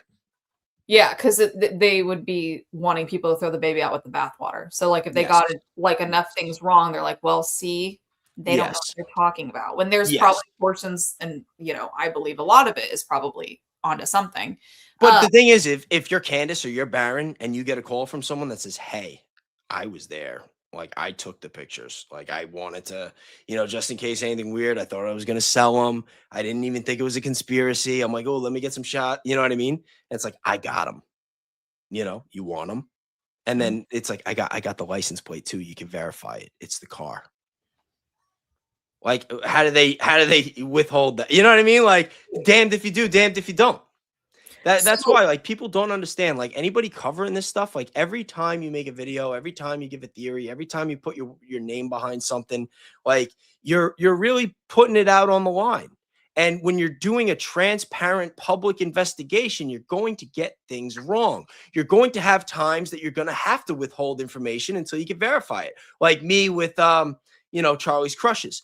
And then, there are going to be other times that you're going to have information that you put out and you might have to lie to everybody because you don't want the people that are your opposition to know exactly when you got it, how you got it. Like, you got to confuse them. And the only way that you could do that is to lie to your audience. And then all of a sudden it finally comes out and then you get the opposition like, see, they lied to you. Like, she said that she got this for months and I got an email. She only had it for a week. It's like, it's such a brain screw when you really try to, and that's why, like, I think that there are a lot of people that understand that.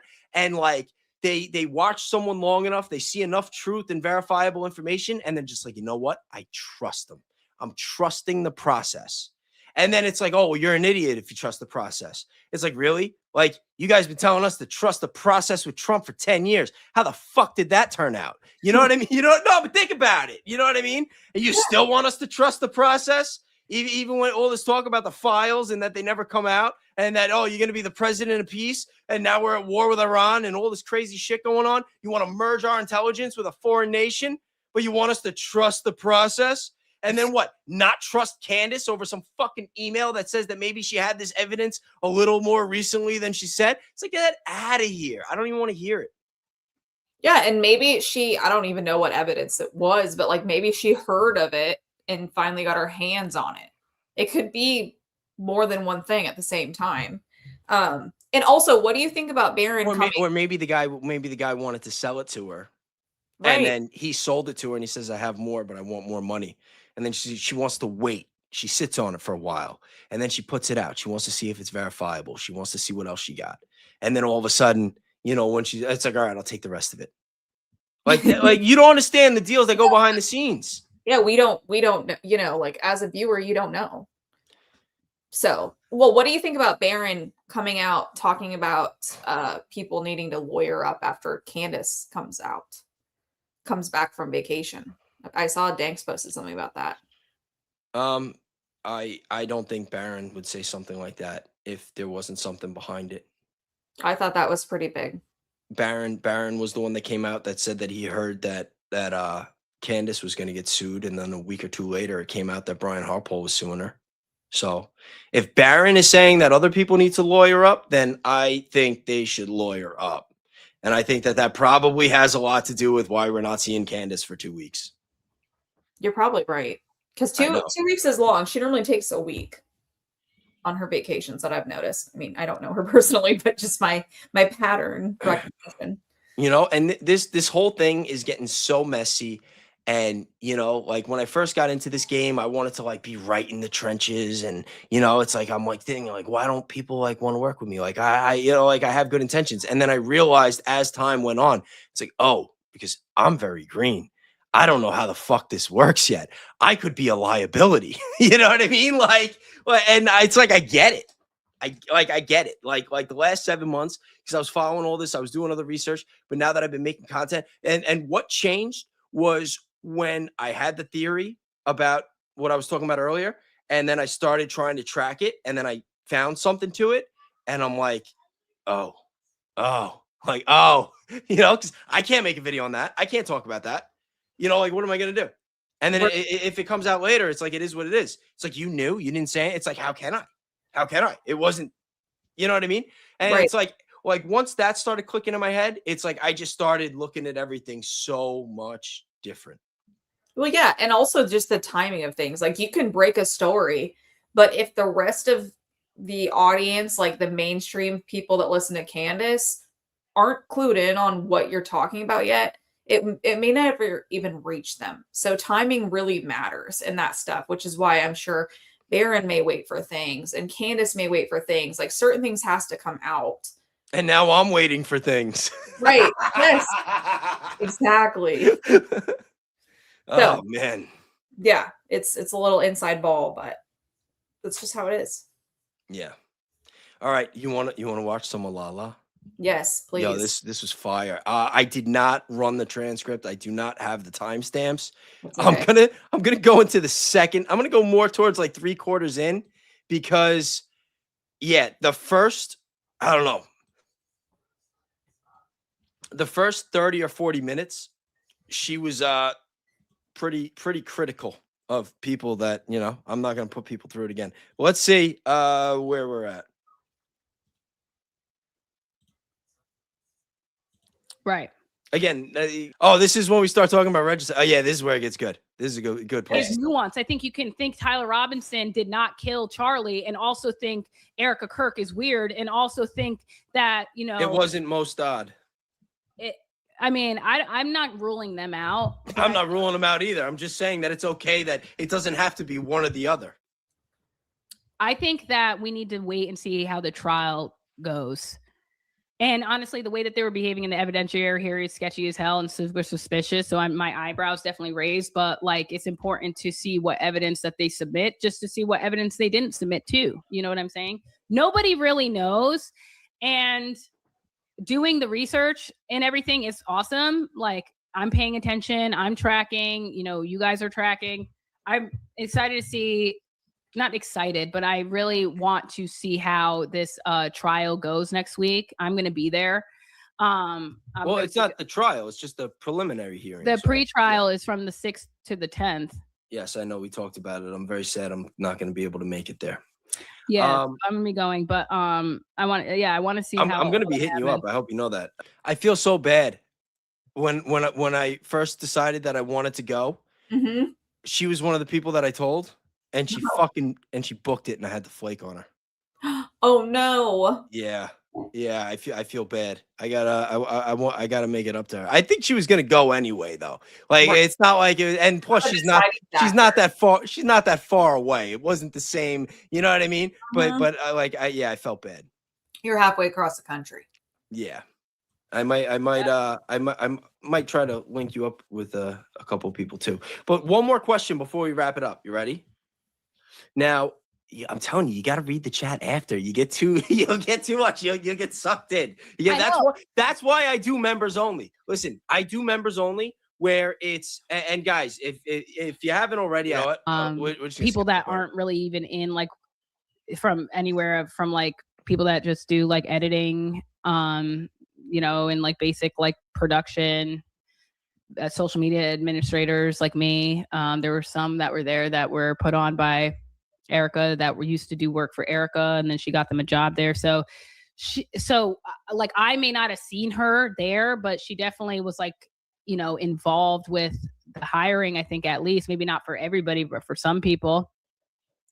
There's like one girl in particular comes to mind, that like we were chatting one day at the office, and I asked her how she got a job here, and she said Erica.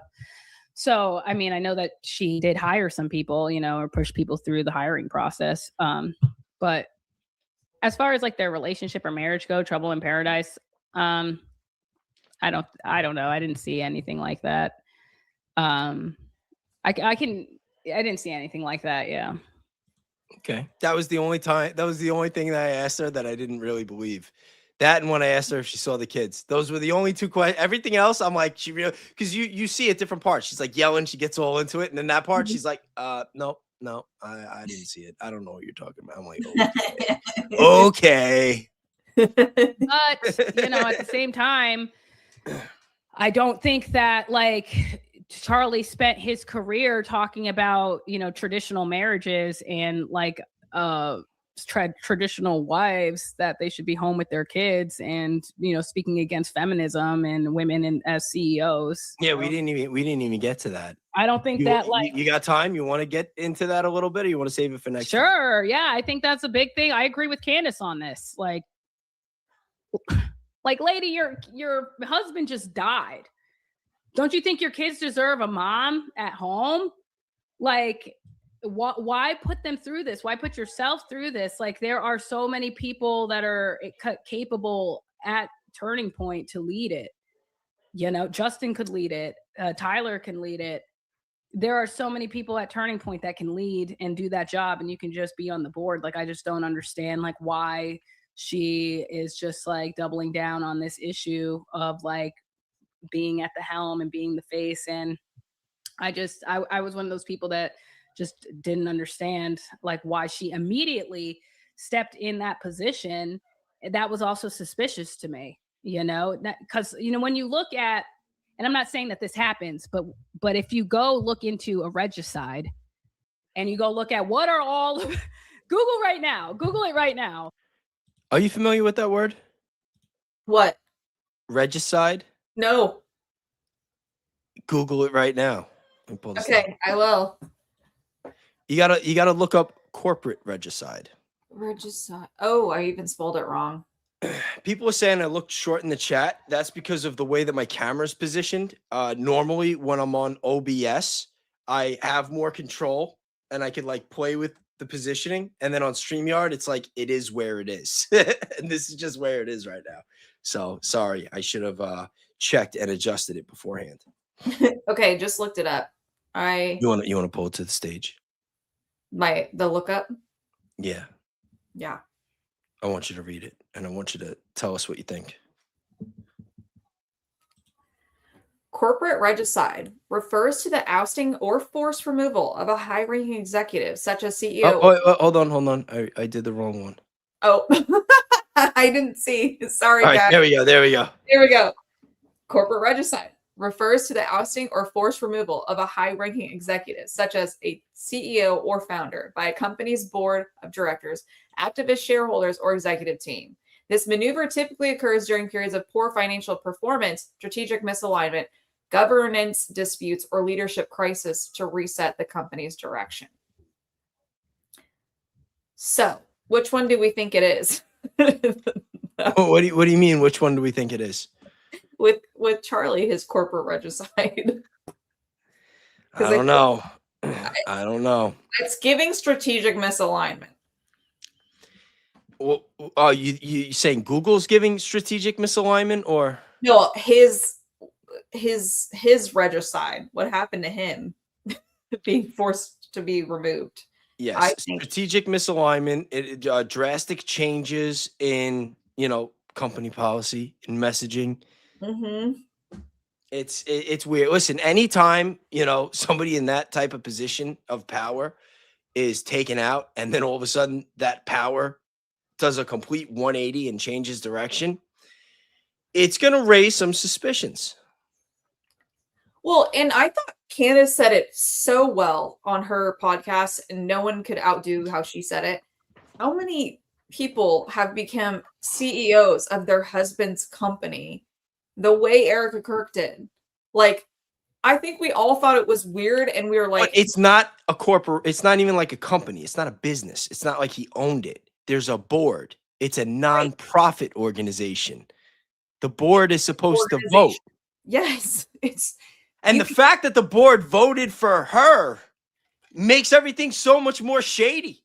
Because if it was like something that he owned, it was a private company, you know what I mean? Like, Mhm. it's like, okay, it's hers, but it wasn't hers. And she's supposed to be grieving. And she's a mother with kids. Why would they even ask her? It is the weirdest Why thing. would they even ask her? Why would you be like, so are you ready to take Charlie? That's how it has to be a little more Like, preconceived, there was right? nobody on the board that says, what if she crashes out? What if she starts drinking? What if she gets depressed? Like, what if If this she doesn't crashes work out. out? Yeah, no, seriously, seriously. They're just No like, no, actual she was crash born out. to do this. This is what Charlie wanted. It's like, no, he didn't. Like, what are you on drugs? Yeah, if he wanted that, he would have said that. I do know that she had her hands in things behind the scenes a lot more A than lot of, people a realize. lot more, a Like, lot more. she wasn't just staying at home. She was in big meetings. And obviously she went to the Hamptons. She went to all of these events, like wherever Charlie was going for the big stuff, she was there. So I find that They weren't interesting. always taking the same car, though. No, they weren't. No, they weren't. No, That's all I'm gonna say. no. Well, Wouldn't, they didn't wouldn't, the wouldn't, last event they were at. wouldn't people want to know who was riding with who? I know. All right, that's all I'm saying. Sorry, guys. He's lock-lipped on that. Yeah, you guys got way more, way faster than I was ever willing to give. Wow. You're all welcome, chat. Yeah, I'm like, fuck. People like to gab to me though. I don't know. It's like I feel like it's the I vibe. gab you all the time. I never told you that shit. That's why. No. That's why my initial reaction was like, "Who told you that?" You know, like, how do you know that? Because I'm a good researcher. Yeah, a little too good. Yeah, I know things. You might not want everyone to know that you're that good. Yeah, yeah, that's true. I know nothing. Nope. I don't know anything either. It's a Democrat hoax. All of it. Cranny activist told me.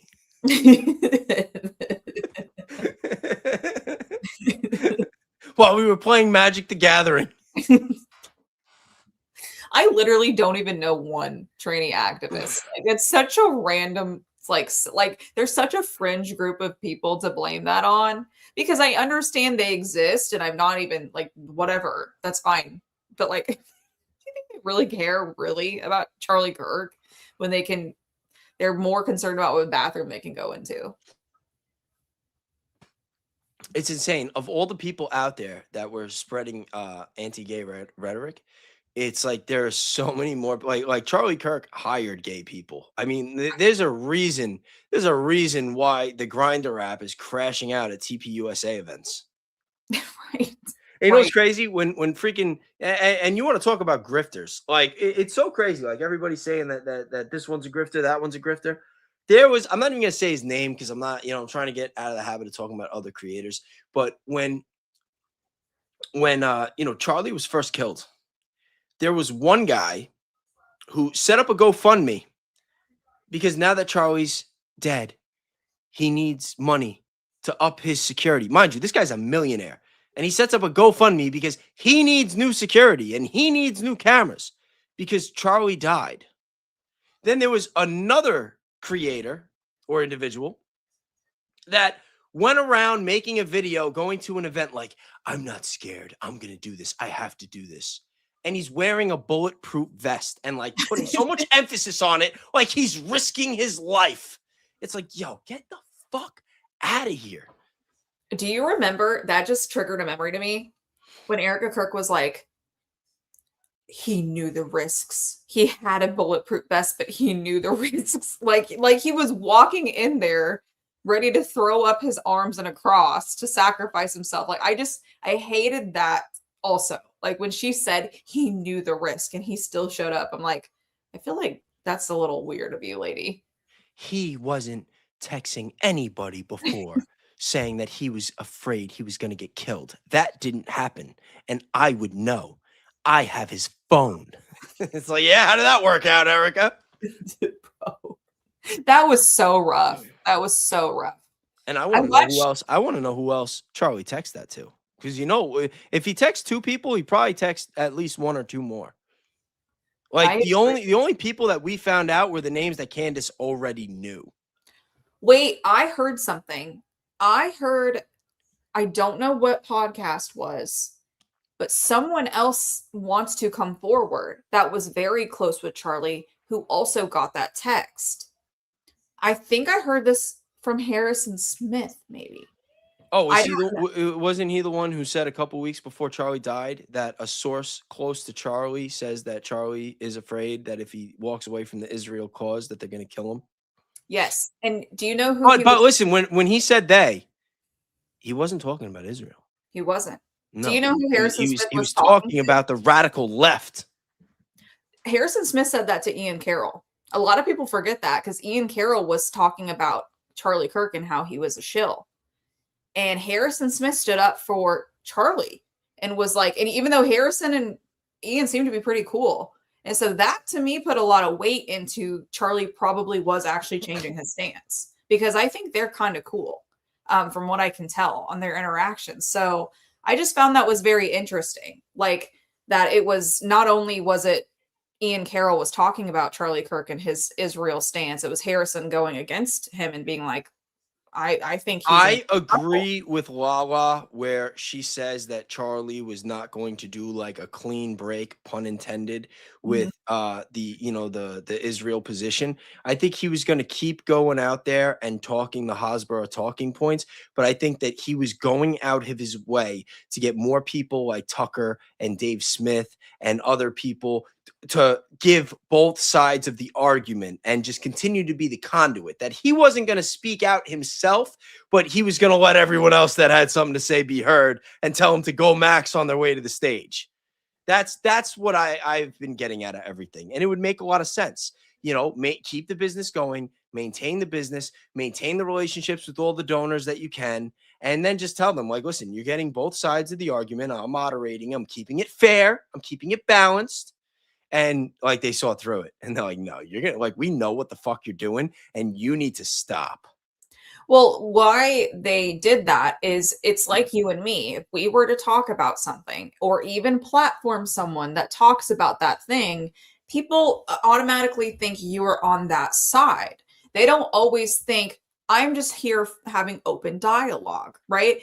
That's not how people think. They're very tribalistic. So when they think you're on one tribe or another, they just associate you with those people, right? Like it's like if you were to talk to a creator that nobody else really likes, but you don't mind talking to them because you're trying to hear their side of the story, well, then people are like, oh, well, you believe what they believe. Same thing with the donors. Like the second he had Dave Smith and Tucker there, we got the video of the donor being like, Charlie Kirk didn't even stand up for the other person who got booed out of the room.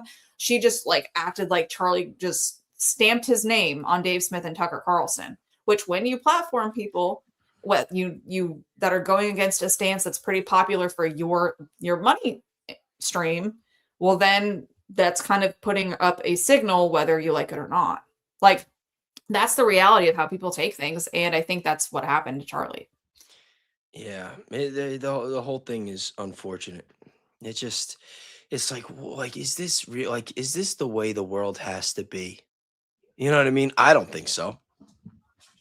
No. I get really disheartened about everything.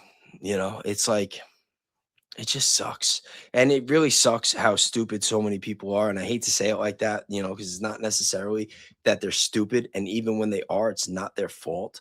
But like the indoctrination is so bad. Like, I spend a lot of time, you know, even now reading through those files. And, you know, the big Jeffrey was having conversations with like professors at Harvard where they're having dialogue back and forth saying, hey, you think if we made the population a little smarter that they would realize that we're better off with less people? It's like, wait, what? Like there's a lot to dissect there. Like, so Right, you're first off, so you're just you have a professor at Harvard talking to this guy. I'm pretty sure it was a professor at Harvard. I'll fact check that. But they're having conversations about making the population smarter. So that means that you can make the population smarter. It means that like whatever, the average intelligence, IQ, knowledge, truth that we're getting, that is being controlled, and you're saying this and then say, hey, maybe if they were a little smarter, they would understand that we're better off with less of them. Like, that is such a wild thing to say. And that's what they released. That's what they put out.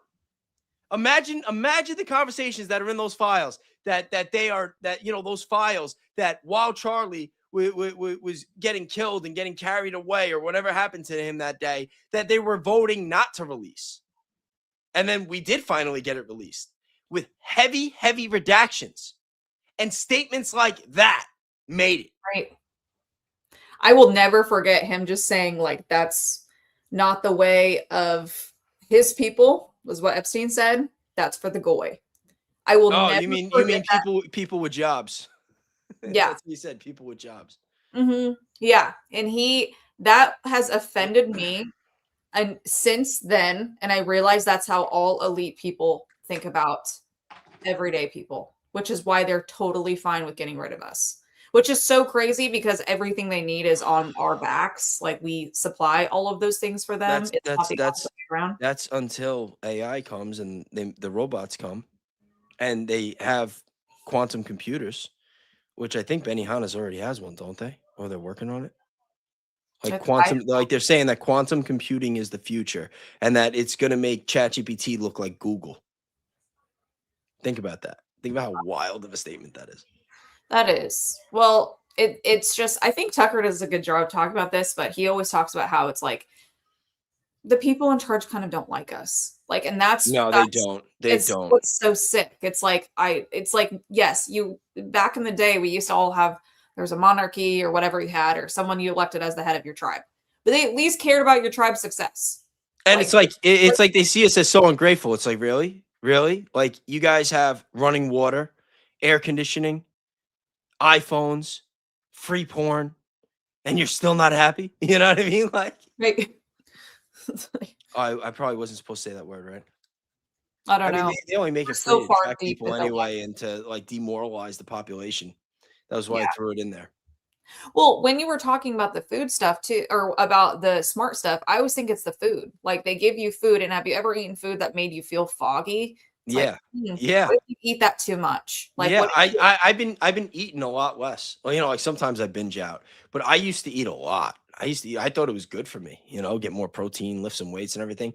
And now it's like, I try not to eat more than twice a day. Like if I could go a full day with one meal, I'm happy. Yeah. And that's for multiple reasons too, because, the truth is part of the problem. And, it really is a double-edged sword. Because on one hand, the world would be better off if we all consumed less. If we consumed less, not just red meat, like not making that argument, but if we consumed less food, if we can use less plastics, if we used less energy, if we used less gas, like the world would be in a healthier place. But here in America, they've like trained us and manipulated the system to make sure that we consume as much as we can afford. Yeah. And it's like really screwed up. It's really screwed up. And then they hold it against us later. Yeah. And then you get cancer, or you're overburdening the healthcare system because of all the overconsumption, whatever it is, right? I mean, think about it. You talk about propaganda. They had like I forgot. I don't want to. They hired a professional to try to sell more pork and orange juice. And he came up with saying that breakfast is the most important meal of the day, when it wasn't. You're better off going at least a couple hours when you wake up before you eat. But no, they started saying breakfast is the most important meal of the day. And I grew up hearing that shit. And it was all a lie. It was just to sell us more things that are bad for us. Yeah. Well, they say too that we used to have way different sleeping habits, which I find so interesting. We used to sleep for a little bit of the night. We'd wake back up, do more shit, and then go back to sleep. That's like And like, what I do, and it drives my girl nuts. well, it's how people used to actually naturally sleep. And like they would get up and like hang out again or do things, and then they'd go back to bed for a little while longer. Yeah, I take naps. I take like 3-hour naps here and there, Yes. and then like once or twice a day, and then once a week, or maybe a little more than once a week, I'll just crash and I'll sleep like 10, 12 hours, and then that's it. I'm back on a 3-hour schedule. Yeah, I think it's because we're not naturally in tune with any of the things we used to be. So I think that plays a big role into it too. It's like we didn't used to sleep for 8 hours at a time. It was like in If you sleep for 8 hours at a time, especially on a consistent basis, like God bless. right. I You know, know. like, maybe if you're going through puberty, you know, if you're a kid, you're growing, your hormones, everything like that makes sense. You like then you need more sleep. If you're going through Yes. a growth spurt or whatnot. But just on like the average day, like you know, like a full grown adult, you know, and old people, the older you get, the less you sleep too. That's why they always want the first appointment in the morning. Like they're like, I've been up for hours. I need to get out of this house. It's so wild. You know, I can't wait to watch the rest of that Candace and Ryan interview. I was waiting on that one for a while. I know. I really can't wait for that. Is he dropping that tomorrow officially? Or is it going to be On another? YouTube, it's out official right now if you're paying on Patreon. But if not, there are a couple people doing watch parties that you can watch it when it's over because it's gonna turn into a video until it gets taken down. I'm thinking to myself, I'm like, yo, like this guy is such a troll. Like, what a great, you know what I mean? Like, and then I fucked with them because they were promoting it in my chat before my show started. I'm like, asshole, like, what are you trying to do here? You don't want me to have a live? You want to just everybody go over there? So I'm like, you know what you got to do? Go back in his chat and tell everyone to come here, and then I'll do a watch party and I'll stream his channel who's streaming the video. Which obviously I wasn't gonna do it. I just wanted his chat. You know, maybe I'll get a hot clip of him going on a fucking Bays messing with me again. You know what I mean? Yes. Well, he's kind of the best to mess with. I don't know. But like when I say that I'm not a hateful person, like I mean it. He is a perfect example. I troll the hell out of him, and for a while, like, you know, he was clearly not a fan of it or me for that matter. And like we didn't really talk or get along. But then like after a while, I think he understood it. You know what I mean? Right. And like and the same thing, like I said, like, look, I got thick skin. Like, I'm not, you know, like, I don't hate people. Like, I don't have problems, like, having a conversation like this with somebody that I just, like, I'm the type of person, like, I can meet somebody under bad terms, get in, like, a bad fist fight where, like, we're both all fucked up and everything, and then talk it out, and then down the road, become, like, building the friendship off of that. Like, right. I've, like, some of my friends, you know, like they're not people I'm hanging out these days, but like when I was younger and I grew up in a more hostile environment than I'm in now, like there were a couple of occasions where like, you know, like there was like somebody like pulling a weapon on me for like one reason or another. And I'm like thinking like it's about to fucking go down. And then I end up, you know, just turning on the charm and just being able to have a conversation. And then before you know it, we're going to get food bullshitting, swapping war stories. You know, like that's literally happened. I think also that's kind of like relevant to where you live. Like I always think about people who live up by you. They just have a little bit of like a fighter mentality. So I'm not surprised at all. Well, I say it all the time. I'm very confrontational. Like there are some people like the fight or flight kicks in, and I'm just like kind of I don't know if there's like just something wrong with me.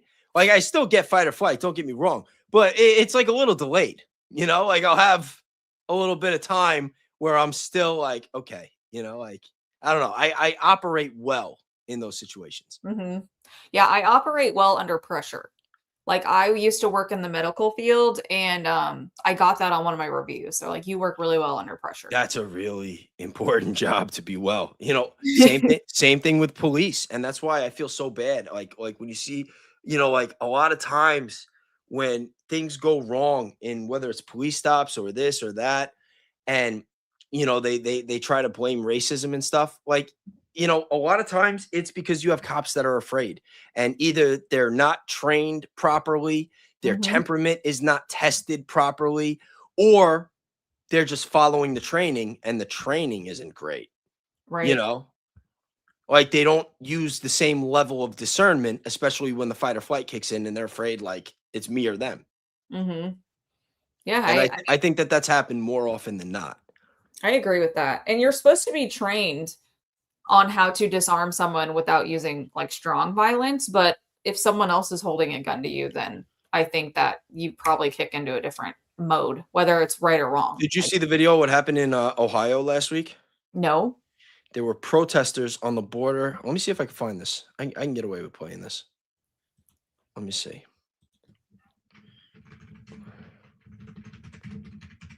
Wait, Ohio.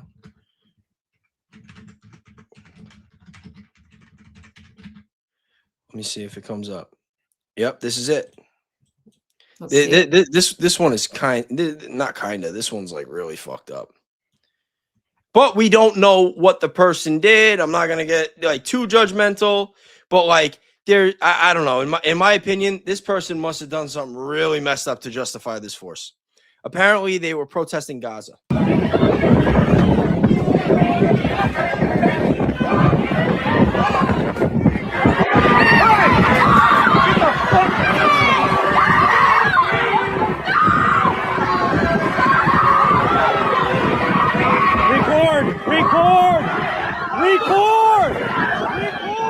It's like, yo, if that was a UFC fight, they would have called that shit a couple hits to the head ago. You know what I mean?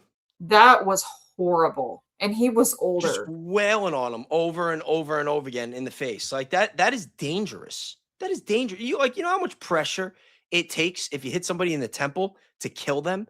You know what I mean? Like and again, I don't like I'm not trying to like turn this into an episode where it's like, oh, screw the police. You're like, I'm pro police, but I'm pro good police. You know what I mean? Like people need to do the job the right way. And I'm not going to place judgment because I don't know if there's like a female officer and he was like aggressive with her or hit a female officer, like something like that comes out later. It's like, you shouldn't have done that, but okay. But if he's just there protesting and like was wising off or something, so what are you going to do? You know what I mean? Like, it's like, no. Like, yeah. And again, I'm not trying to go too deep, but like you see stuff like that on X and it's just like, It makes you sick to your stomach because that's still somebody's like grandpa or dad or whoever the hell that person was. Like, it's so sick.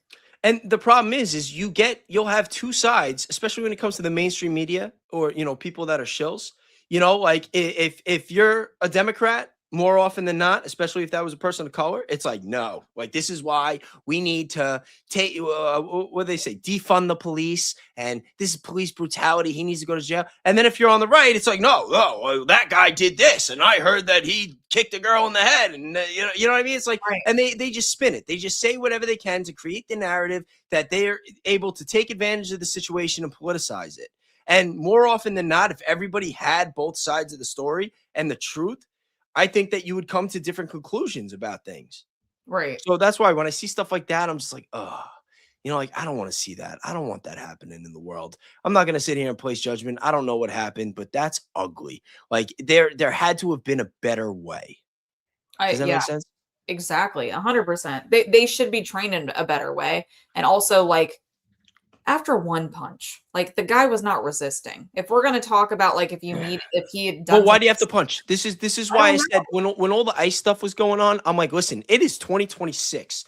Why is law enforcement not being trained in jiu-jitsu? Like, how come you don't have a fit guy that knows how to grapple, that knows takedowns, that knows the holds, that could just freaking wrap him up and just put him to sleep or just hold him until you can cuff him? Like, there's got to be like, and this is what I mean. Majority of the problems that we have are systematic on multiple levels, and there are better ways that we could be doing things. Right. And it's just never going to happen. And it's sad really right now, especially because it's like, okay, well, Trump's in the White House. Trump and Dana White are I don't want to say best friends, but they're very good friends. Mm-hmm. And, like midterms aren't here yet. They still got the House. Like they have all the branches. Like, why not pass some legislation where all police, all forms of law enforcement need to learn, like change the training, Mm-hmm. like they got to learn jiu-jitsu like that. And if you don't follow MMA and you don't watch UFC, you might not understand. But like, if you do, you know what I mean? Like if I had this conversation with Jesse on Fire, he'd be like, oh yeah, no brainer, have all the cops learn jiu-jitsu. Like they don't even they don't got to be black belts. I mean, that takes years. But like just the basics. Like they got like there's a test where they got to go and grapple with someone who's like highly trained and knows how to like tone it down to like a blue belt. And it's like, okay, if you Mhm. could get me down while I'm operating at this level, then you're good. You know, if you can't do that, then you can't. We're not going to give you a badge and a gun. I agree because you should be able to disarm someone without using so much force. Like there's got to be a better way. That's just yeah, I'm 100% with you. That's kind of and we pay these people. That's what bothers me. They're like he paid for that. Like who if he lives in that city, like right? Like that's what's messed up to me. Gross. It's just over it's too much. And That's what and I and think about it, when they're trying to pass hate speech laws, and then there are people protesting, getting their asses kicked by the cops, like that is a systematic push away from protest. Like that, you're trying to systematically shut down protests and discourage them from happening to begin with. And that's bullshit too, because that is our First Amendment right. right. Why are the police there if they weren't doing anything? Like I need more of the story. I I'll need say more of the that. story too. I'm not passing judgment on what happened, Yeah, but it's just I'm just saying that what we just saw, there's a better way. yes, Like there is end of story. I 100% agree. Yeah. So we've been going for a little more than 2 hours now. Yep. I'm about ready to wrap it up. Is there I'm ready to anything wrap. else? Anything that you want to say? And anything you got coming up that you want to talk about? Tell anybody where to find you. Yes, I am at American Discourse News on YouTube. I also have an X account, American Dis News. And I think coming up, I'm going to do a fun video about what the world would be like if Charlie Kirk was not fatally taken off the board. There's a lot of theories floating around, and I kind of just want to put that out there because I do think that had a big impact in what our world is today. But I also want to make it something that's a little bit more lighthearted. So that's what we're going to do for my next pre-recorded video. And then I might do one more live this week, one or two. So look out for that. Yeah, I'm gonna be going live almost every day for the next 2 weeks. Oh, wow. Tomorrow I'm starting early. Tomorrow I will be live at 8 p.m. on my channel, and I will be doing a members only after party after. And ADN, if you're around and you want to join, you are more than welcome. I am so free. There will be So coming. plenty to talk about. Yes. And again, do me a favor, if you haven't already, please, I'd appreciate it if you like the video, share it. If you haven't subscribed, subscribe. Make sure to hit that bell. If you want to support the channel, and speaking of, let's see, we had a couple people support the channel. We have Jess Happy, new member. Thank you very much. Broads 3000, new. I like that name. New member. Thank you very much. I think it's B-Rod. B-Rod. Yes. B-Rods 3000. Yes. Thank you. Good catch. We got Mad77, new member. Thank you very much. And we have Angela, member for 2 months. Bays is based. ADN rocks. Love our community. And I love it too. And again, if you don't know already, you can find me on X and Instagram at RealBayes. And like I always say, guys, be kind, be grateful, do something nice for somebody, and we will see you next time. Have a good night.